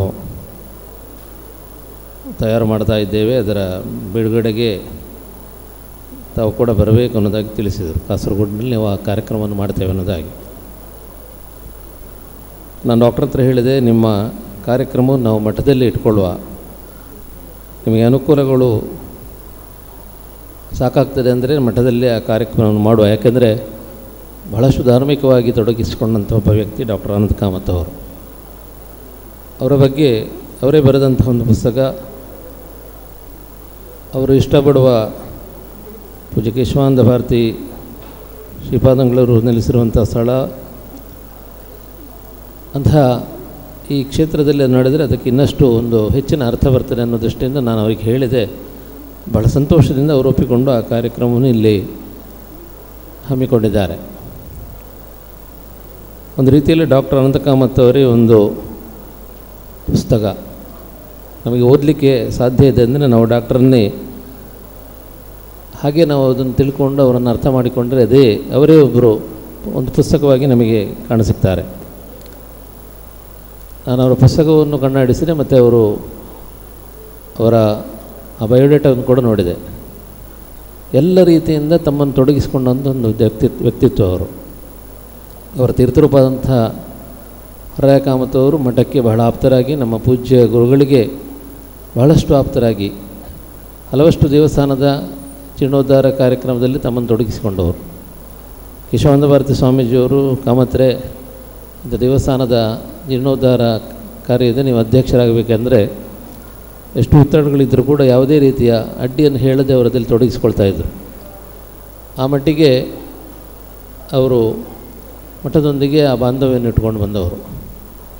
ಅನಂತರದಲ್ಲಿ ಡಾಕ್ಟರ್ ಅನಂತ ಕಾಮತ್ ಅವರು, ಈಗಾಗಲೇ ಚಿನ್ನ ಅವರು ಹೇಳಿದಾಗೆ ಇಲ್ಲಿ ಕೂಡ ರಥದ ಒಂದು ಆಲಯವನ್ನು ನಿರ್ಮಿಸಿಕೊಟ್ಟಿದ್ದಾರೆ. ಅದಲ್ಲದೆ ಅದಕ್ಕಿಂತ ಹೆಚ್ಚಾಗಿ ಕಾಸರಗೋಡು ಜಿಲ್ಲೆಯಲ್ಲಿ ಯಾವುದೇ ರೀತಿಯ ಬ್ರಹ್ಮಕಲಶಗಳಿರ್ಬೋದು, ಜೀರ್ಣೋದ್ಧಾರ ಕಾರ್ಯಗಳಿರ್ಬೋದು, ತಮ್ಮಿಂದ ಆದಂಥ ಒಂದು ದೇಣಿಗೆಯನ್ನು, ತಮ್ಮ ಸೇವೆಯನ್ನು ಅಲ್ಲಿ ನೀಡಿಕೊಂಡು ಅದರ ಅಧ್ಯಕ್ಷರಾಗಿ ಕೆಲಸವನ್ನು ಮಾಡಿದವರು. ಇವತ್ತು ಅದನ್ನು ನೆನಪಿಟ್ಟುಕೊಂಡು ಬರ್ತಿದ್ದರೆ ಖಂಡಿತವಾಗಿಯೂ ಇವತ್ತು ಈ ಕಾರ್ಯಕ್ರಮ ಇನ್ನಷ್ಟು ಜನರಿಂದ ತುಂಬಿಕೊಳ್ತಾ ಇತ್ತು. ದೌರ್ಭಾಗ್ಯ ನಮ್ಮ ಜನರು ಅದನ್ನು ನೆನಪಿಸಿಕೊಳ್ಳಲಿಕ್ಕೆ ತಯಾರಿರುವುದಿಲ್ಲ. ಆದರೂ ಈ ದೇವರ ಸನ್ನಿಧಿಯಲ್ಲಿ ಇವತ್ತು ಕಾರ್ಯಕ್ರಮ ಆಗಿದೆ. ಖಂಡಿತವಾಗಿ ಅವರಿಗೆ ಆ ದೇವರ ಅನುಗ್ರಹ ಯಾವತ್ತೂ ಇರ್ತದೆ ಅನ್ನೋದಾಗಿ ನಾವು ನಮ್ಮ ನಂಬಿಕೆ.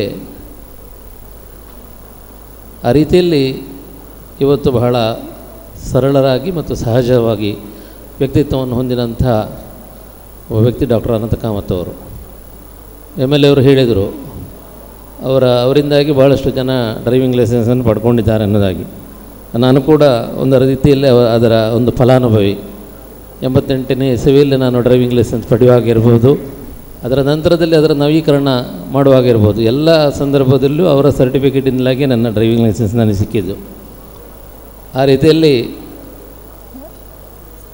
ವೈದ್ಯರಾಗಿ, ಒಬ್ಬ ಜನಾನುರಾಗಿಯಾಗಿ, ಅದಕ್ಕಿಂತ ಹೆಚ್ಚಾಗಿ ವೈದ್ಯಕೀಯ ಕ್ಷೇತ್ರದಲ್ಲಿದ್ದರೂ ಕೂಡ ಅದರಿಂದ ಹೊರತಾಗಿ ಸಾಮಾಜಿಕವಾಗಿ, ಧಾರ್ಮಿಕವಾಗಿ, ಮುಖ್ಯವಾಗಿ ಕಾಸರಗೋಡಿನಲ್ಲಿ, ಅದರಲ್ಲೂ ಮುಖ್ಯವಾಗಿ ಮಲ್ಲಿಕಾರ್ಜುನ ದೇವಸ್ಥಾನದಲ್ಲಿ ಯಾವುದೇ ರೀತಿಯ ಕಾರ್ಯಕ್ರಮಗಳಾದರೂ ಕೂಡ ಅನಂತ ಕಾಮತ್ ಅವರು ಅಲ್ಲಿ ಹಾಜರಿರ್ತಾರೆ.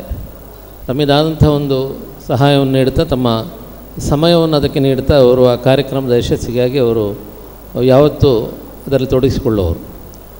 ಎಲ್ಲ ನಿಟ್ಟಿನಿಂದ ಅವರ ಬಗ್ಗೆ ಒಂದು ಇವತ್ತು ಪುಸ್ತಕ ಬರ್ತಾ ಇರೋದು ನಮಗೆ ಬಹಳಷ್ಟು ಸಂತೋಷದ ವಿಷಯ.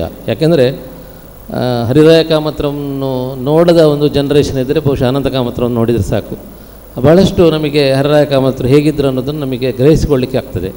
ಅದೇ ರೀತಿಯ ವ್ಯಕ್ತಿತ್ವವನ್ನು, ಅದೇ ರೀತಿಯ ಒಂದು ಸಾಮಾಜಿಕವಾದಂಥ ಮತ್ತು ಧಾರ್ಮಿಕವಾದಂಥ ಒಂದು ಬದ್ಧತೆಯನ್ನು ಮೈಗೂಡಿಸಿಕೊಂಡವರು ಡಾಕ್ಟರ್ ಅನಂತ ಕಾಮತ್ ಅವರು. ಇವತ್ತು ಅವರ ಬಗ್ಗೆ ಒಂದು ಪುಸ್ತಕ ಬರ್ತದೆ ಅಂದರೆ ಅನಂತ ಕಾಮತ್ ಅವರು ಮುಂದಿನ ತಲೆಮಾರಿಗೆ ಪರಿಚಯಿಸಲ್ಪಡ್ತಾರೆ ಅನ್ನೋದು ಅದರ ಅರ್ಥ.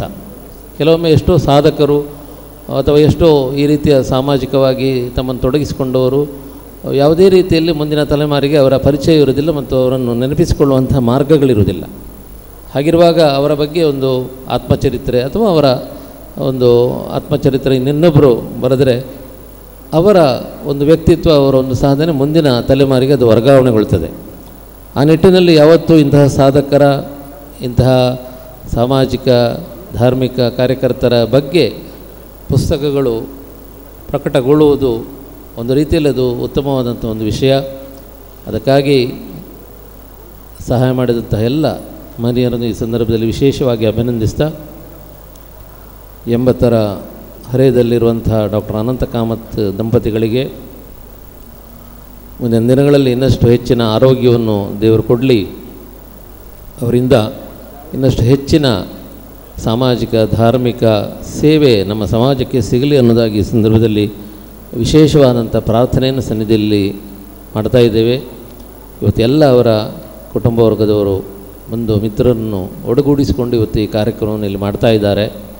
ಬಂದಂತಹ ಎಲ್ಲ ಅವರ ಕುಟುಂಬ ವರ್ಗದವರಿಗೆ, ಅವರ ಮನೆಯವರಿಗೆ, ಅವರ ಬಂಧು ಮಿತ್ರರಿಗೆ ಮತ್ತು ಈ ಕಾರ್ಯಕ್ರಮಕ್ಕಾಗಿ ಪರೋಕ್ಷವಾಗಿ ಪ್ರತ್ಯಕ್ಷವಾಗಿ ಸಹಕರಿಸಿದ ಎಲ್ಲ ಅವರ ಅಭಿಮಾನಿ ಬಂಧುಗಳಿಗೆ, ನಮ್ಮ ಆರಾಧ್ಯ ಮೂರ್ತಿಗಳಾದ ಶ್ರೀ ದಕ್ಷಿಣಾಮೂರ್ತಿ ಗೋಪಾಲಕೃಷ್ಣ ಸ್ವಾಮಿ ಹಾಗೂ ಅವರು ನಂಬಿದಂಥ ಅವರ ಕುಲದೇವರುಗಳು ಆರೋಗ್ಯ ಭಾಗ್ಯಗಳನ್ನು ನೀಡಿ ಹರಿಸಲಿ ಅನ್ನೋದಾಗಿ ಈ ಸಂದರ್ಭದಲ್ಲಿ ವಿಶೇಷವಾದಂತಹ ಪ್ರಾರ್ಥನೆಯನ್ನು ಮಾಡ್ತಾ ಇದ್ದೇವೆ. ಆ ವೇದಿಕೆಯಲ್ಲಿ ಇವತ್ತು 2 ಶಾಸಕರು ಬಂದು ಈ ಕಾರ್ಯಕ್ರಮದಲ್ಲಿ ಪಾಲ್ಗೊಂಡಿದ್ದರು. ಒಬ್ಬರು ಚಂದ್ರಶೇಖರನವರು ಸ್ವಲ್ಪ ಅವರ ಕಾರ್ಯಕ್ರಮದ ತರಾತರೆಯಲ್ಲಿ ಅವರು ಸಭೆಯಲ್ಲಿ ಪಾಲ್ಗೊಳ್ಳದೆ ಅವರು ತೆರಳಿದರು. ಕಾಸರಗೋಡಿನ ಶಾಸಕರು ಸಭೆಯಲ್ಲಿ ಪಾಲ್ಗೊಂಡು ಸ್ವಲ್ಪ ಬೇಗ ಇಲ್ಲಿಂದ ತೆರಳಿದ್ದಾರೆ. ಅದರ ಹೊರತಾಗಿ ಇವತ್ತು ವೇದಿಕೆಯಲ್ಲಿ ಮಧೂರಿನ ತಂತ್ರಿಗಳಾದಂಥ ಶ್ರೀ ಉಳೆತಾಯ ವಿಷ್ಣುಹಾಸ್ರವರು, ವೇದಿಕೆಯಲ್ಲಿ ಹಿರಿಯ ವಿದ್ವಾಂಸರಾದಂಥ ಶ್ರೀ ಹಿರಣ್ಯ ವೆಂಕಟೇಶ್ ಭಟ್ ಅವರು, ಹಾಗೆಯೇ ನಮ್ಮ ಆತ್ಮೀಯರಾದಂಥ ನಮ್ಮ ಗುರುಗಳಿಗೂ ಭಾಳಷ್ಟು ಆತ್ಮೀಯರಾಗಿದ್ದಂಥ ಕಾಸರಗೋಡಿನ ಕಲಾ ರಂಗದಲ್ಲಿ ಭಾಳಷ್ಟು ಗುರುತಿಸಿಕೊಂಡಿರುವಂತಹ ಶ್ರೀ ಕಾಸರಗೋಡು ಚಿನ್ನ ಅವರು, ಮುಖ್ಯವಾಗಿ ಇವತ್ತಿನ ಈ ಕಾರ್ಯಕ್ರಮದ ಕೇಂದ್ರಬಿಂದು ನಮ್ಮ ಆತ್ಮೀಯರಾದಂಥ ಡಾಕ್ಟರ್ ಅನಂತ ಕಾಮತ್ ದಂಪತಿಯವರು, ಈ ಕಾರ್ಯಕ್ರಮವನ್ನು ಭಾಳ ಸುಂದರವಾಗಿ ನಿರೂಪಿಸಿದಂತಹ ಆತ್ಮೀಯರಾದಂತಹ ಶ್ರೀ ರಾಮದಾಸ್ ಕಾಸರಗೋಡವರು, ಇವತ್ತು ಡಾಕ್ಟರ್ ಬಗ್ಗೆ ಬಹಳ ಹೃದಯವಾಗಿ, ಅವರ ಅಳಿಯಾದರೂ ಕೂಡ ಬಹಳ ಹೃದಯವಾಗಿ ಅವರನ್ನು ಹೇಳಿದಂಥ ಮತ್ತು ನಮ್ಮ ಗುರುಗಳ ಬಗ್ಗೆ ನಮ್ಮ ಮಠದ ಸಂಬಂಧವನ್ನು ಕೂಡ ಅವರು ಇಲ್ಲಿ ಭಾಳಷ್ಟು ಸುಂದರವಾಗಿ ನಿರೂಪಿಸಿದರು. ಡಾಕ್ಟರ್ ನರಸಿಂಹಯ್ಯವರು ಖ್ಯಾತ ಹೃದಯ ರೋಗ ತಜ್ಞರು, ಈ ಪುಸ್ತಕಕ್ಕಾಗಿ ದುಡಿದಂಥ ಶ್ರೀ ನಾಗೇಶ್ ತಿರುತ್ತವರು, ಎಲ್ಲ ಅಭಿಮಾನಿ ಬಂಧುಗಳು ಬಂದಂತಹ ಎಲ್ಲರಿಗೂ ಮತ್ತೊಮ್ಮೆ ನಮ್ಮ ಹೃದಯವಾದಂತಹ ಅಭಿನಂದನೆಗಳನ್ನು ಈ ಸಂದರ್ಭದಲ್ಲಿ ತಿಳಿಸ್ತಾ, ಡಾಕ್ಟರಿಗೆ ಮತ್ತೊಮ್ಮೆ ಅವರ ಮುಂದಿನ ಜೀವನದಲ್ಲಿ ಶ್ರೇಯಸ್ಸನ್ನು ಕಾಂಕ್ಷಿಸ್ತಾ ಮಾತಿನಿಂದ ವಿರಮಿಸ್ತಾ ಇದ್ದೇನೆ. ಸರ್ವೇ ಜನಾಃ ಸುಖಿನೋ ಭವಂತು. ಓಂ ಶಾಂತಿ ಶಾಂತಿ ಶಾಂತಿ. ಗುರುಗಳಿಗೆ ವಂದನೆ. ಇನ್ನು ಮುಂದೆ ಪುಸ್ತಕದ ಎಡಿಟೋರಿಯಲ್ ಡೆಸ್ಕ್ನಲ್ಲಿ ಕೆಲಸ ಮಾಡಿದಂತಹ ಅಕ್ಷತಾ ಕೃಷ್ಣಾಪುರ್ ಅವರನ್ನು ಪರಮ ಪೂಜ್ಯ ಗುರುವರು ಶಾಲು ಹೊದಿಸಿ ಗೌರವಿಸಿದ್ದಾರೆ. ಈ ಎಡಿಟೋರಿಯಲ್ ಡೆಸ್ಕ್ನಲ್ಲಿ ಅಕ್ಷರಾ ಭಾಟ್ಯ, ಅವರ ಪುತ್ರಿ ಅಕ್ಷತಾ ಕೃಷ್ಣಾಪುರ್ ಮತ್ತು ಸುಮಾನ್ ಅಕ್ಷರ ಇವರು ತುಂಬ ಸಹಕಾರ ನೋಡಿ ಪುಸ್ತಕಕ್ಕೊಂದು ಸುಂದರ ರೂಪ ಕೊಟ್ಟಿದ್ದಾರೆ. ಜೊತೆಯಲ್ಲಿ ನಾಗೇಶ್ ತಿರುವತ್ ಅವರು ಕೂಡ ಇದರಲ್ಲಿ ತಮ್ಮ ಸಂಪೂರ್ಣ ಸಮಯವನ್ನು ವಿನಿಯೋಗಿಸಿ ಪುಸ್ತಕಕ್ಕೊಂದು ಮೆರುಗು ಕೊಟ್ಟಿದ್ದಾರೆ. ಅವರಿಗೂ ಕೂಡ ನಾವು ಈ ವೇಳೆ ತುಂಬ ಧನ್ಯವಾದಗಳನ್ನು ಸಮರ್ಪಿಸ್ತಾ ಇದ್ದೇವೆ. ಮುಂದೆ ರಾಮ್ ಪ್ರಸಾದ್ ಅವರಿಂದ 2 ಮಾತು.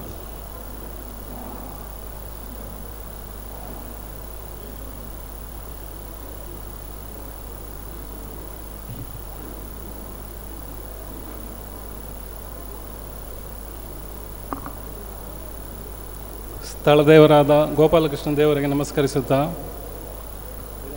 ವೇದಿಕೆಯಲ್ಲಿರುವ ಎಡನೀರು ಮಠಾಧೀಶರಾದ ಶ್ರೀ ಶ್ರೀ ಸಚ್ಚಿದಾನಂದ ಭಾರತಿ ಸ್ವಾಮೀಜಿಯವರ ಪಾದಾರವಿಂದಗಳಿಗೆ ನಮಸ್ಕರಿಸುತ್ತಾ, ವೇದಿಕೆಯಲ್ಲಿರುವ ತಂತ್ರಿವರಿಯರೇ ಹಾಗೂ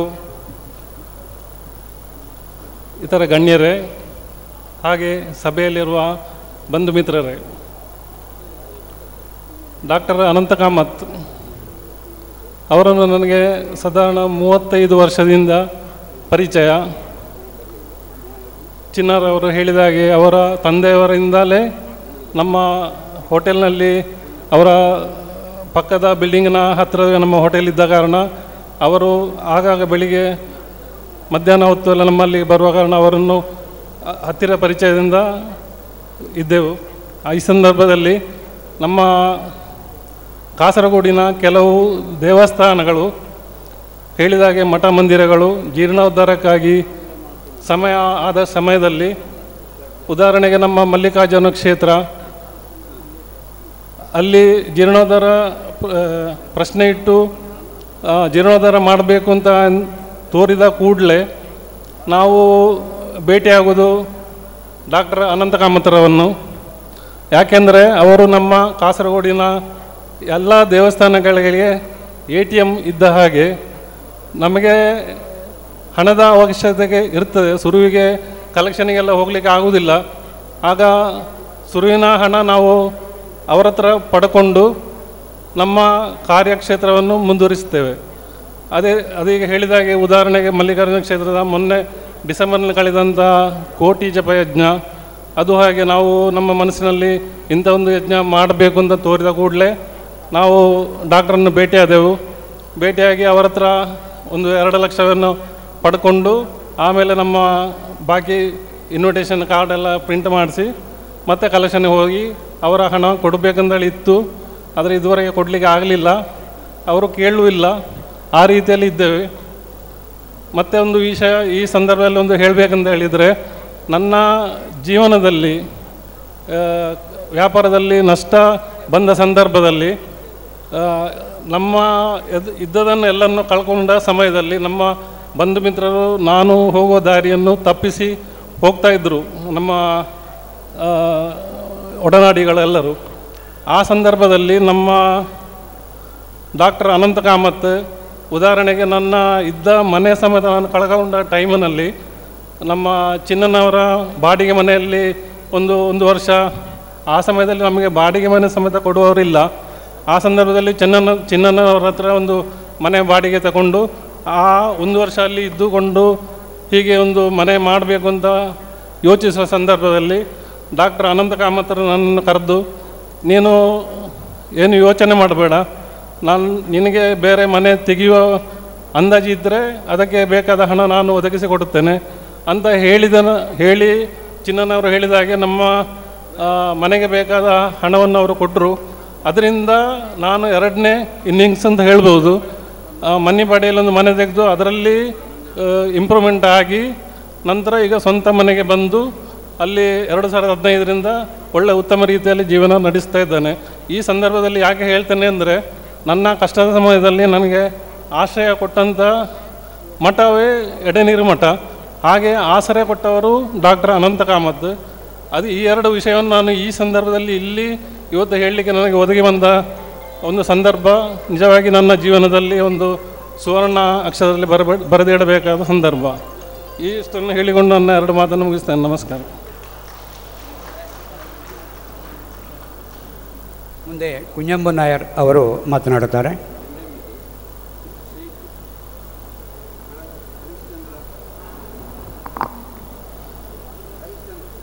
ಆರಾಧ್ಯನಾಯ ಶ್ರೀ സച്ചിദാനന്ദ ഭാരതി സ്വാമിജി അവർകളെ, തന്ത്രിവര്യൻ ബ്രഹ്മശ്രീ ഒളിയത്തായ വിഷ്ണു അസ്ര അവർകളെ, വേദിയിലും സദസ്സിലും ഇരിക്കുന്ന വിശിഷ്ട വ്യക്തിത്വങ്ങളെ, വളരെ സന്തോഷകരമായ ഒരു ചടങ്ങിലാണ് നമ്മൾ സംബന്ധിച്ചുകൊണ്ടിരിക്കുന്നത്. ഏവർക്കും പ്രിയങ്കരനായ ഡോക്ടർ അനന്തകാമത്തിൻ്റെ ആത്മകഥയുടെ പ്രകാശനം ഇവിടെ നടന്നിരിക്കുകയാണ്. ഗ്ലോ ഓഫ് റെമിനിസൻസ് എന്നുള്ളത് വേണമെങ്കിൽ ഓർമ്മകളുടെ തിളക്കം എന്ന് മലയാളത്തിലേക്ക് തർജ്ജമ ചെയ്യാം. അങ്ങനെ ഓർമ്മകളുടെ തിളക്കവുമായി തന്നെയാണ് നമ്മളൊക്കെ ഇവിടെ കൂടിയിരിക്കുന്നത്. ഞാൻ നിങ്ങളുടെ മുമ്പിൽ 2 വാക്ക് സംസാരിക്കുന്നത് ചട്ടഞ്ചാൽ മഹാലക്ഷ്മിപുരം മഹിഷമർദിനി ക്ഷേത്രത്തിൻ്റെയും കനകവളപ്പ് ശ്രീ ധർമ്മശാസ്ത്ര ക്ഷേത്രത്തിൻ്റെയും പ്രതിനിധി എന്നുള്ള നിലയിലാണ്. ഒരുപക്ഷെ നിങ്ങൾക്കറിയാമായിരിക്കും, ചട്ടഞ്ചാൽ ദേശീയപാതയ്ക്കടുത്ത് ചന്ദ്രഗിരിയുടെ രണ്ട് കൈവഴികളും ഒരു അന്തർവാഹിനിയും ഒത്തുചേരുന്ന സ്ഥലത്താണ് മഹിഷമർദ്ദിനി ക്ഷേത്രം സ്ഥിതി ചെയ്യുന്നത്. 1000-ഓളം വർഷങ്ങൾക്ക് മുമ്പ് തകർന്നടിഞ്ഞു എന്ന് വിശ്വസിക്കപ്പെടുന്ന ഈ ക്ഷേത്രം പുനരുദ്ധരിക്കുന്നതിന് വേണ്ടി 1970-കളിലും 80-കളിലും കാര്യമായ ശ്രമങ്ങൾ നടക്കുകയുണ്ടായി. എന്നാൽ അതൊന്നും വിജയത്തിലെത്തിയില്ല. 1998-ലാണ് ഞങ്ങൾ അന്നത്തെ ഏറ്റവും തിരക്കേറിയ ഭിഷഗ്വരനായ ഡോക്ടർ അനന്തകാമത്തിനെ സമീപിക്കുന്നത്. അദ്ദേഹം ആ സ്ഥലം സന്ദർശിക്കുകയും സന്തോഷപൂർവ്വം ക്ഷേത്രത്തിൻ്റെ പുനർനിർമ്മാണത്തിന് വേണ്ടി പ്രയത്നിക്കാമെന്ന് ഏൽക്കുകയും ചെയ്തു. എല്ലാത്തിനും മുന്നിൽ നിന്നുകൊണ്ട് ജീർണോദ്ധാരണ കമ്മിറ്റിയുടെ ചെയർമാൻ സ്ഥാനം അദ്ദേഹം ഏറ്റെടുക്കുകയുണ്ടായി. നേരത്തെ കാസർഗോഡ് ചിന്ന സൂചിപ്പിച്ചതുപോലെ അദ്ദേഹം സഹകരിച്ച 50ഓളം ക്ഷേത്രങ്ങളിൽ 2 ഞങ്ങളുടെ ക്ഷേത്രമാണ്. ഞങ്ങൾ നിഷ്ക്രിയരായി നിൽക്കുമ്പോഴും ഞങ്ങളെ വളരെ ഉഷാറാക്കി ക്ഷേത്രത്തിൻ്റെ നിർമ്മാണ പ്രവർത്തനങ്ങൾ ത്വരിതഗതിയിൽ പൂർത്തിയാക്കാൻ അദ്ദേഹത്തിന് കഴിഞ്ഞു. 2004 ഫെബ്രുവരി മാസത്തിലാണ് അതിൻ്റെ പുനഃപ്രതിഷ്ഠാ ബ്രഹ്മകലശം നടന്നത്. അതിനുശേഷവും അദ്ദേഹം വളരെയധികം സാമ്പത്തികവും അതുപോലെ തന്നെ ധാർമ്മികവുമായ പിന്തുണ ഞങ്ങൾക്ക് നൽകി വരുന്നുണ്ട്. ഇന്നും അദ്ദേഹം ആ ക്ഷേത്രത്തിൻ്റെ ഒരു രക്ഷാധികാരിയായി ഞങ്ങളോടൊപ്പം സഹകരിക്കുകയാണ്. ഞങ്ങളുടെ നാട്ടിലെ എല്ലാവർക്കും വളരെ പ്രിയങ്കരനായ ശ്രീ അനന്തകാമത്തിൻ്റെ ജീവിതമെന്നത് കഴിഞ്ഞ 30 വർഷമായി ചട്ടഞ്ചാലിലെയും പരിസരത്തെയും ഓരോ ആൾക്കാർക്കും പരിചിതമാണ്. അദ്ദേഹത്തിന് ഇനിയും വർഷങ്ങളോളം ആരോഗ്യ സൗഖ്യത്തോടുകൂടി ജീവിക്കാൻ കഴിയട്ടെ എന്ന് മാത്രം ആശംസിച്ചുകൊണ്ട് ഈ ചടങ്ങിന് എല്ലാവിധ ആശംസകളും നേർന്നുകൊണ്ട് നിർത്തുന്നു. നന്ദി. ಹರಿಶ್ಚಂದ್ರ ಮಂಜೇಶ್ವರ ಅವರು.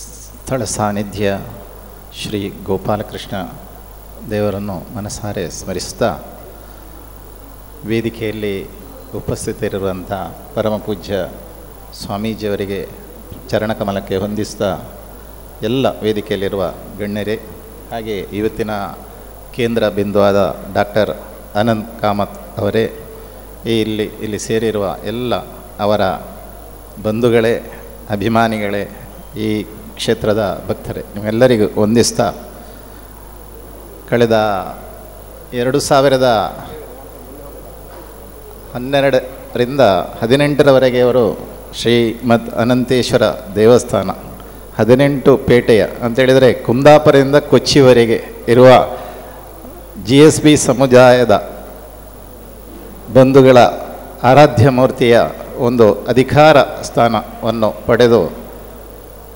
ವರ್ಷದಲ್ಲೇ ಅವರು ವಿಶೇಷವಾದ ನಮ್ಮ ಕಾಸರಗೋಡಿನಲ್ಲಿ ನಡೆಯದಂಥ ಒಂದು ವಿಶೇಷವಾದ ಅಷ್ಟಪವಿತ್ರ ನಾಗಮಂಡಲೋತ್ಸವವನ್ನು ಅವರು ಮಾಡಿ ಅವರ ಜೊತೆಯಲ್ಲಿ ನಾನು ಕೆಲಸ ಮಾಡಿ ಅವರ ಏನು ವ್ಯಕ್ತಿತ್ವ ಎಂಬುದನ್ನು ಅರಿತು ಅವರಿಗೆ ನಾನು ಪೂರ್ಣ ಶರಣಾಗತಿಯಾಗಿ ಅವರು ನಮ್ಮನ್ನು ಮೈಸೂರಿಗೆ ಸ್ವತಃ ಆಗ ಹೇಳಿದ್ರು, ಇಲ್ಲಿ ಆ 75ರ ವಯಸ್ಸಿನಲ್ಲಿ ಕಾಲೇಜ್ ಗಾಡಿಯಲ್ಲಿ ರಾತ್ರಿ ಮೈಸೂರಿಗೆ ಗಣೇಶ್ ಬಿಡಿಯ ಮಾಲಕರು ಅವರ ಮನೆಗೆ ಮಧ್ಯರಾತ್ರಿ ನಮಗೆ ತಲುಪಿಸಿ ಅಲ್ಲಿ ಒಂದು ಮದುವೆ ಮಂಟಪದಲ್ಲಿ ನಮ್ಮನ್ನು ಮಲಗಿಸಿ ಬೆಳಗಾತ ಒಂದು 3 ಸ್ಟಾರ್ ಹೋಟೆಲ್ನಲ್ಲಿ ಒಂದು ಬಿಸಿ ಬಿಸಿಯಾದ ಆ ಪೂರಿ ಮತ್ತು ಕಾಫಿ ಆ ಚಳಿಯ ಕಾಲದಲ್ಲಿ ನಮಗೆ ಅದರ ಅನುಭವ ಅದು ಅನುಭವಿಸಿದರೆ ಮಾತ್ರ ಹೇಳಲಿಕ್ಕೆ ಸಾಧ್ಯ ಇಲ್ಲ.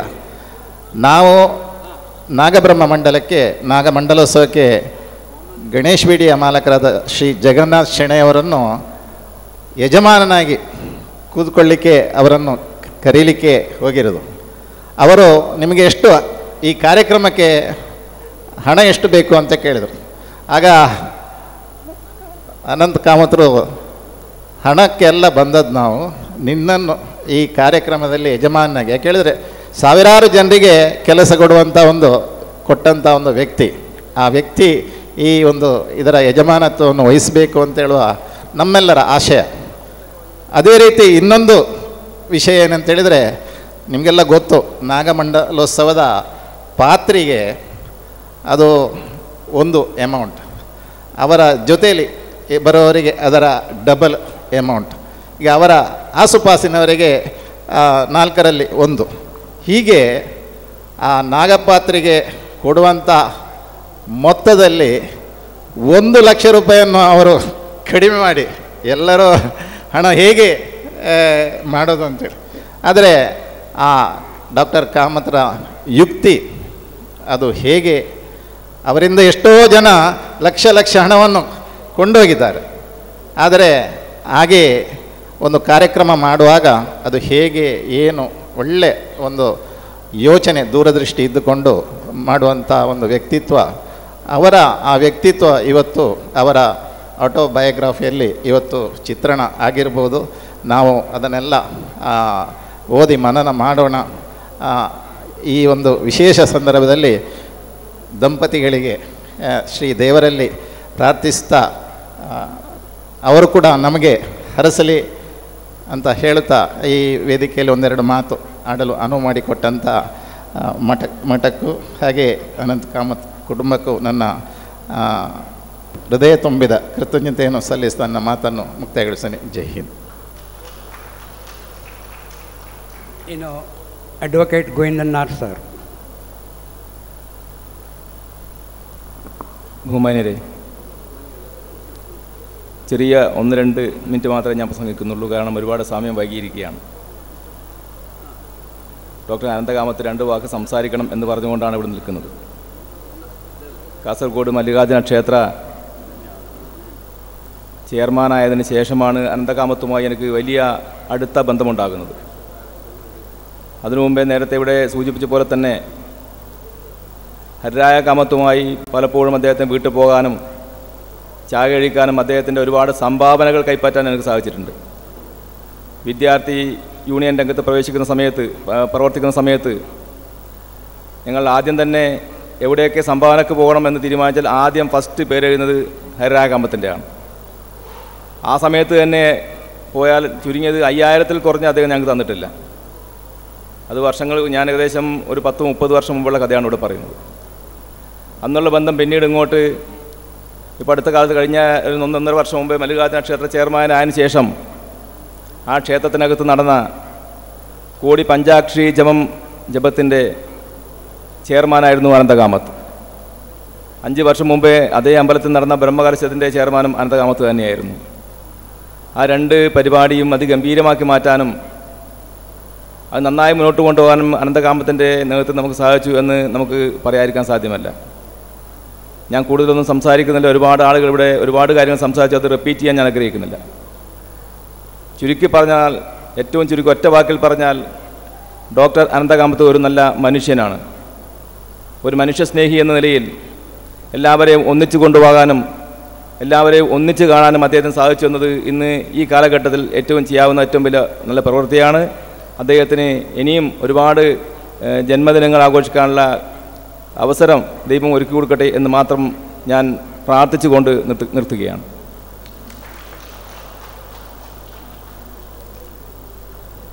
ಇನ್ನು ಮುಂದೆ ಡಾಕ್ಟರ್ ಅನಂತ ಕಾಮತ್ ಅವರು ನಮ್ಮನ್ನು ಉದ್ದೇಶಿಸಿ ಮಾತನಾಡಲಿದ್ದಾರೆ. ಪ್ರಥಮವಾಗಿ ದೇವರನ್ನು ಹಾಗೂ ಗುರುಗಳನ್ನು ಸಾಷ್ಟಾಂಗ ನಮಸ್ಕರಿಸಿ, ಬಂದು ಸೇರಿದ ಎಲ್ಲ ಭಕ್ತಜನರಿಗೆ ನಮಸ್ಕರಿಸಿ 2 ಮಾತಿನಲ್ಲಿ ನನ್ನ ಮಾತು ಮುಗಿಸಲಿಗಿದ್ದೇನೆ. ಒಂದು, ದೇವಸ್ಥಾನದಲ್ಲಿ ನಮ್ಮೊಟ್ಟಿಗೆ ಹಲವು ಕಾರ್ಯಕರ್ತರು ಕೆಲಸ ಮಾಡಿದ್ದಾರೆ. ಅವರನ್ನು ಒಂದು ನೆನಪಿಗೋಸ್ಕರವೂ ಆ ಕಾರಣವಾಗಿ ಈ ಪುಸ್ತಕ ಬರೆದಲ್ಲದೆ, ಮತ್ತು ಮೊದಲು ಈಗ ಚಿನ್ನ ಹೇಳಿದಾಗೆ 75ರಲ್ಲೇ ಮಾಡಬೇಕಿದ್ದದ್ದು. ಆದರೆ ನಮ್ಮೊಟ್ಟಿಗೆ ಎಲ್ಲ ಕೆಲವು ಸೆಲ್ಫ್ ಸರ್ವಿಸ್ ಮಾಡಿದ ವಾಲಂಟಿಯರ್ಸ್ ಇದ್ದಾರೆ. ಅವರಿರುವ ಒಂದು ಅವಕಾಶ, ಅವರ ಫೋಟೋ ಗೀಟೋ ಎಲ್ಲ ನಾವು ಹಾಕಿದ್ದೇವೆ. ಹಾಗೆ ಒಂದು ಇದರಲ್ಲಿ ಸ್ವಲ್ಪ ವ್ಯತ್ಯಾಸ ಇದೆ. ಹಳೆ ಆಟೋಗ್ರಫಿಯಲ್ಲಿ ಬರೆಯೋದ್ರಿಂದ ಅದರ ಉದ್ದೇಶವನ್ನು ತಿಳಿಸಲಿಕ್ಕೆ ನಾನು ಇಚ್ಛೆ ಪಡ್ತೇನೆ. ಹಾಗೆ ದೇವರು ಎಲ್ರಿಗೂ ನಮ್ಮ ಈ ಸಮಾಜದ ಕಾರ್ಯಕ್ರಮ, ಅದರಲ್ಲಿ ಈಗ ಹೇಳಿದಾಗೆ ಲಯನ್ಸ್ ಕ್ಲಬ್ಬಿನ ವಿಷಯವೂ ಬರೆದಿದ್ದೇನೆ, IMAದು ವಿಷಯ ಬರೆದಿದ್ದೇನೆ, ಬಹಳ ಚೆನ್ನಾಗಿದೆ. ಮತ್ತು ನಂದು ಮೇಯ್ನಾಗಿ ನಾವು GSB ಆದ ಕಾರಣ ವೆಂಕಟರಮಣ ಟೆಂಪಲ್ ಅಟ್ ಕಾಸರಗೋಡ್, ಅದರಲ್ಲಿ ಸಾಧಾರಣ 30-40 ವರ್ಷದವರೆಗೆ ನನ್ನ ಇನ್ವಾಲ್ವ್ಮೆಂಟು 91ರಿಂದ ಇವತ್ತಿನವರೆಗೆ ಇದೆ. ಮತ್ತು ಅವರು ಹೇಳಿದಾಗ 18 ಪೇಟೆ ಮಂಜೇಶ್ವರ SCT ಸ್ಕೂಲ್ನಲ್ಲಿ ಬಹಳಷ್ಟು ವಿಜೃಂಭಣೆ ಕಾರ್ಯಕ್ರಮ ನಡೆಸುವಂಥ ಅವಕಾಶ ನಮ್ಗೆ ಕೊಟ್ಟಿದೆ. ಸರಿ ಹೇಳೋದಾದ್ರೆ ಈಗ ಇವರು ಹೇಳಿದಾಗ ಆ 6 ವರ್ಷ ಆದರೆ ನಾನು ಕೋರ್ಟಿಗೆ ಹೋಗಿದ್ದೆ, ಹಾಗಾಗಿ ಅದು 6 ವರ್ಷ ಬಂತು. ಹಾಗಾಗಿ ಅಲ್ಲಿ ನಡೆಯುವಂಥ ಯಾವ್ಯಾವ ಕಾರ್ಯಕ್ರಮ ಬಹಳ ಚಂದಲ್ಲಿ ನಡೆದು ಯಾವ್ಯಾವ ಮಹತ್ ಕಾರ್ಯಗಳು ನಮ್ಮಿಂದ ಮಾಡಲಿಕ್ಕೆ ಆಗಲಿಲ್ಲ ಎಂಬುದೊಂದು ವಿಷಯವನ್ನು ಬರೆದಿದ್ದೇನೆ. ಒಂದು 5-6 ಕಾರ್ಯಕ್ರಮಗಳು ಬಹಳ ಚೆನ್ನಾಗಿದೆ. ಮತ್ತು ಈಗ ಇವರಿದ್ದ ಹಾಗೆ ನಮ್ಮ ಒಂದು ಸಿಟಿ ಕ್ಲಬ್ ಉಂಟು, ಅದರದ್ದು ಉಂಟು, ಎಂಥದ್ದು ಆಗಲಿಲ್ಲ. ಹಾಗಿರುವಾಗ ಅಂತ ಆಗದಿರುವ ವಿಷಯ ಇನ್ನಾದರೂ ಮುಂದಕ್ಕೆ ಆಗಲಿ ಎಂಬುದೊಂದು ವಿಷಯದಲ್ಲಿ ಬಹಳ ಚೆಂದ ರೀತಿಯಲ್ಲಿ ಬರೆದಿದ್ದೇನೆ ಅಂತ ಚೆನ್ನಾಗಿ ಓದಿ. ಆದರೆ ಈ ಪುಸ್ತಕಗಳನ್ನು ಮೇಯ್ನಾಗಿ ದೇವಸ್ಥಾನಗಳಲ್ಲಿ ಮಾತ್ರ ಕೊಟ್ಟು ಅಲ್ಲಿಂದ ಸರ್ಕ್ಯುಲೇಟ್ ಆಗಬೇಕು.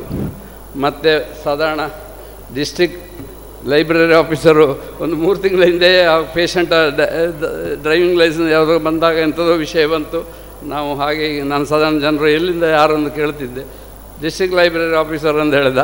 ಆಯಿತು, ಅದೆಂಥದಾಗಿ ಅವನೊಂದು ಅಪ್ಲಿಕೇಶನ್ ಕೊಟ್ಟಿದ್ದೆ ನಾನು. 200 ಮೇಲೆ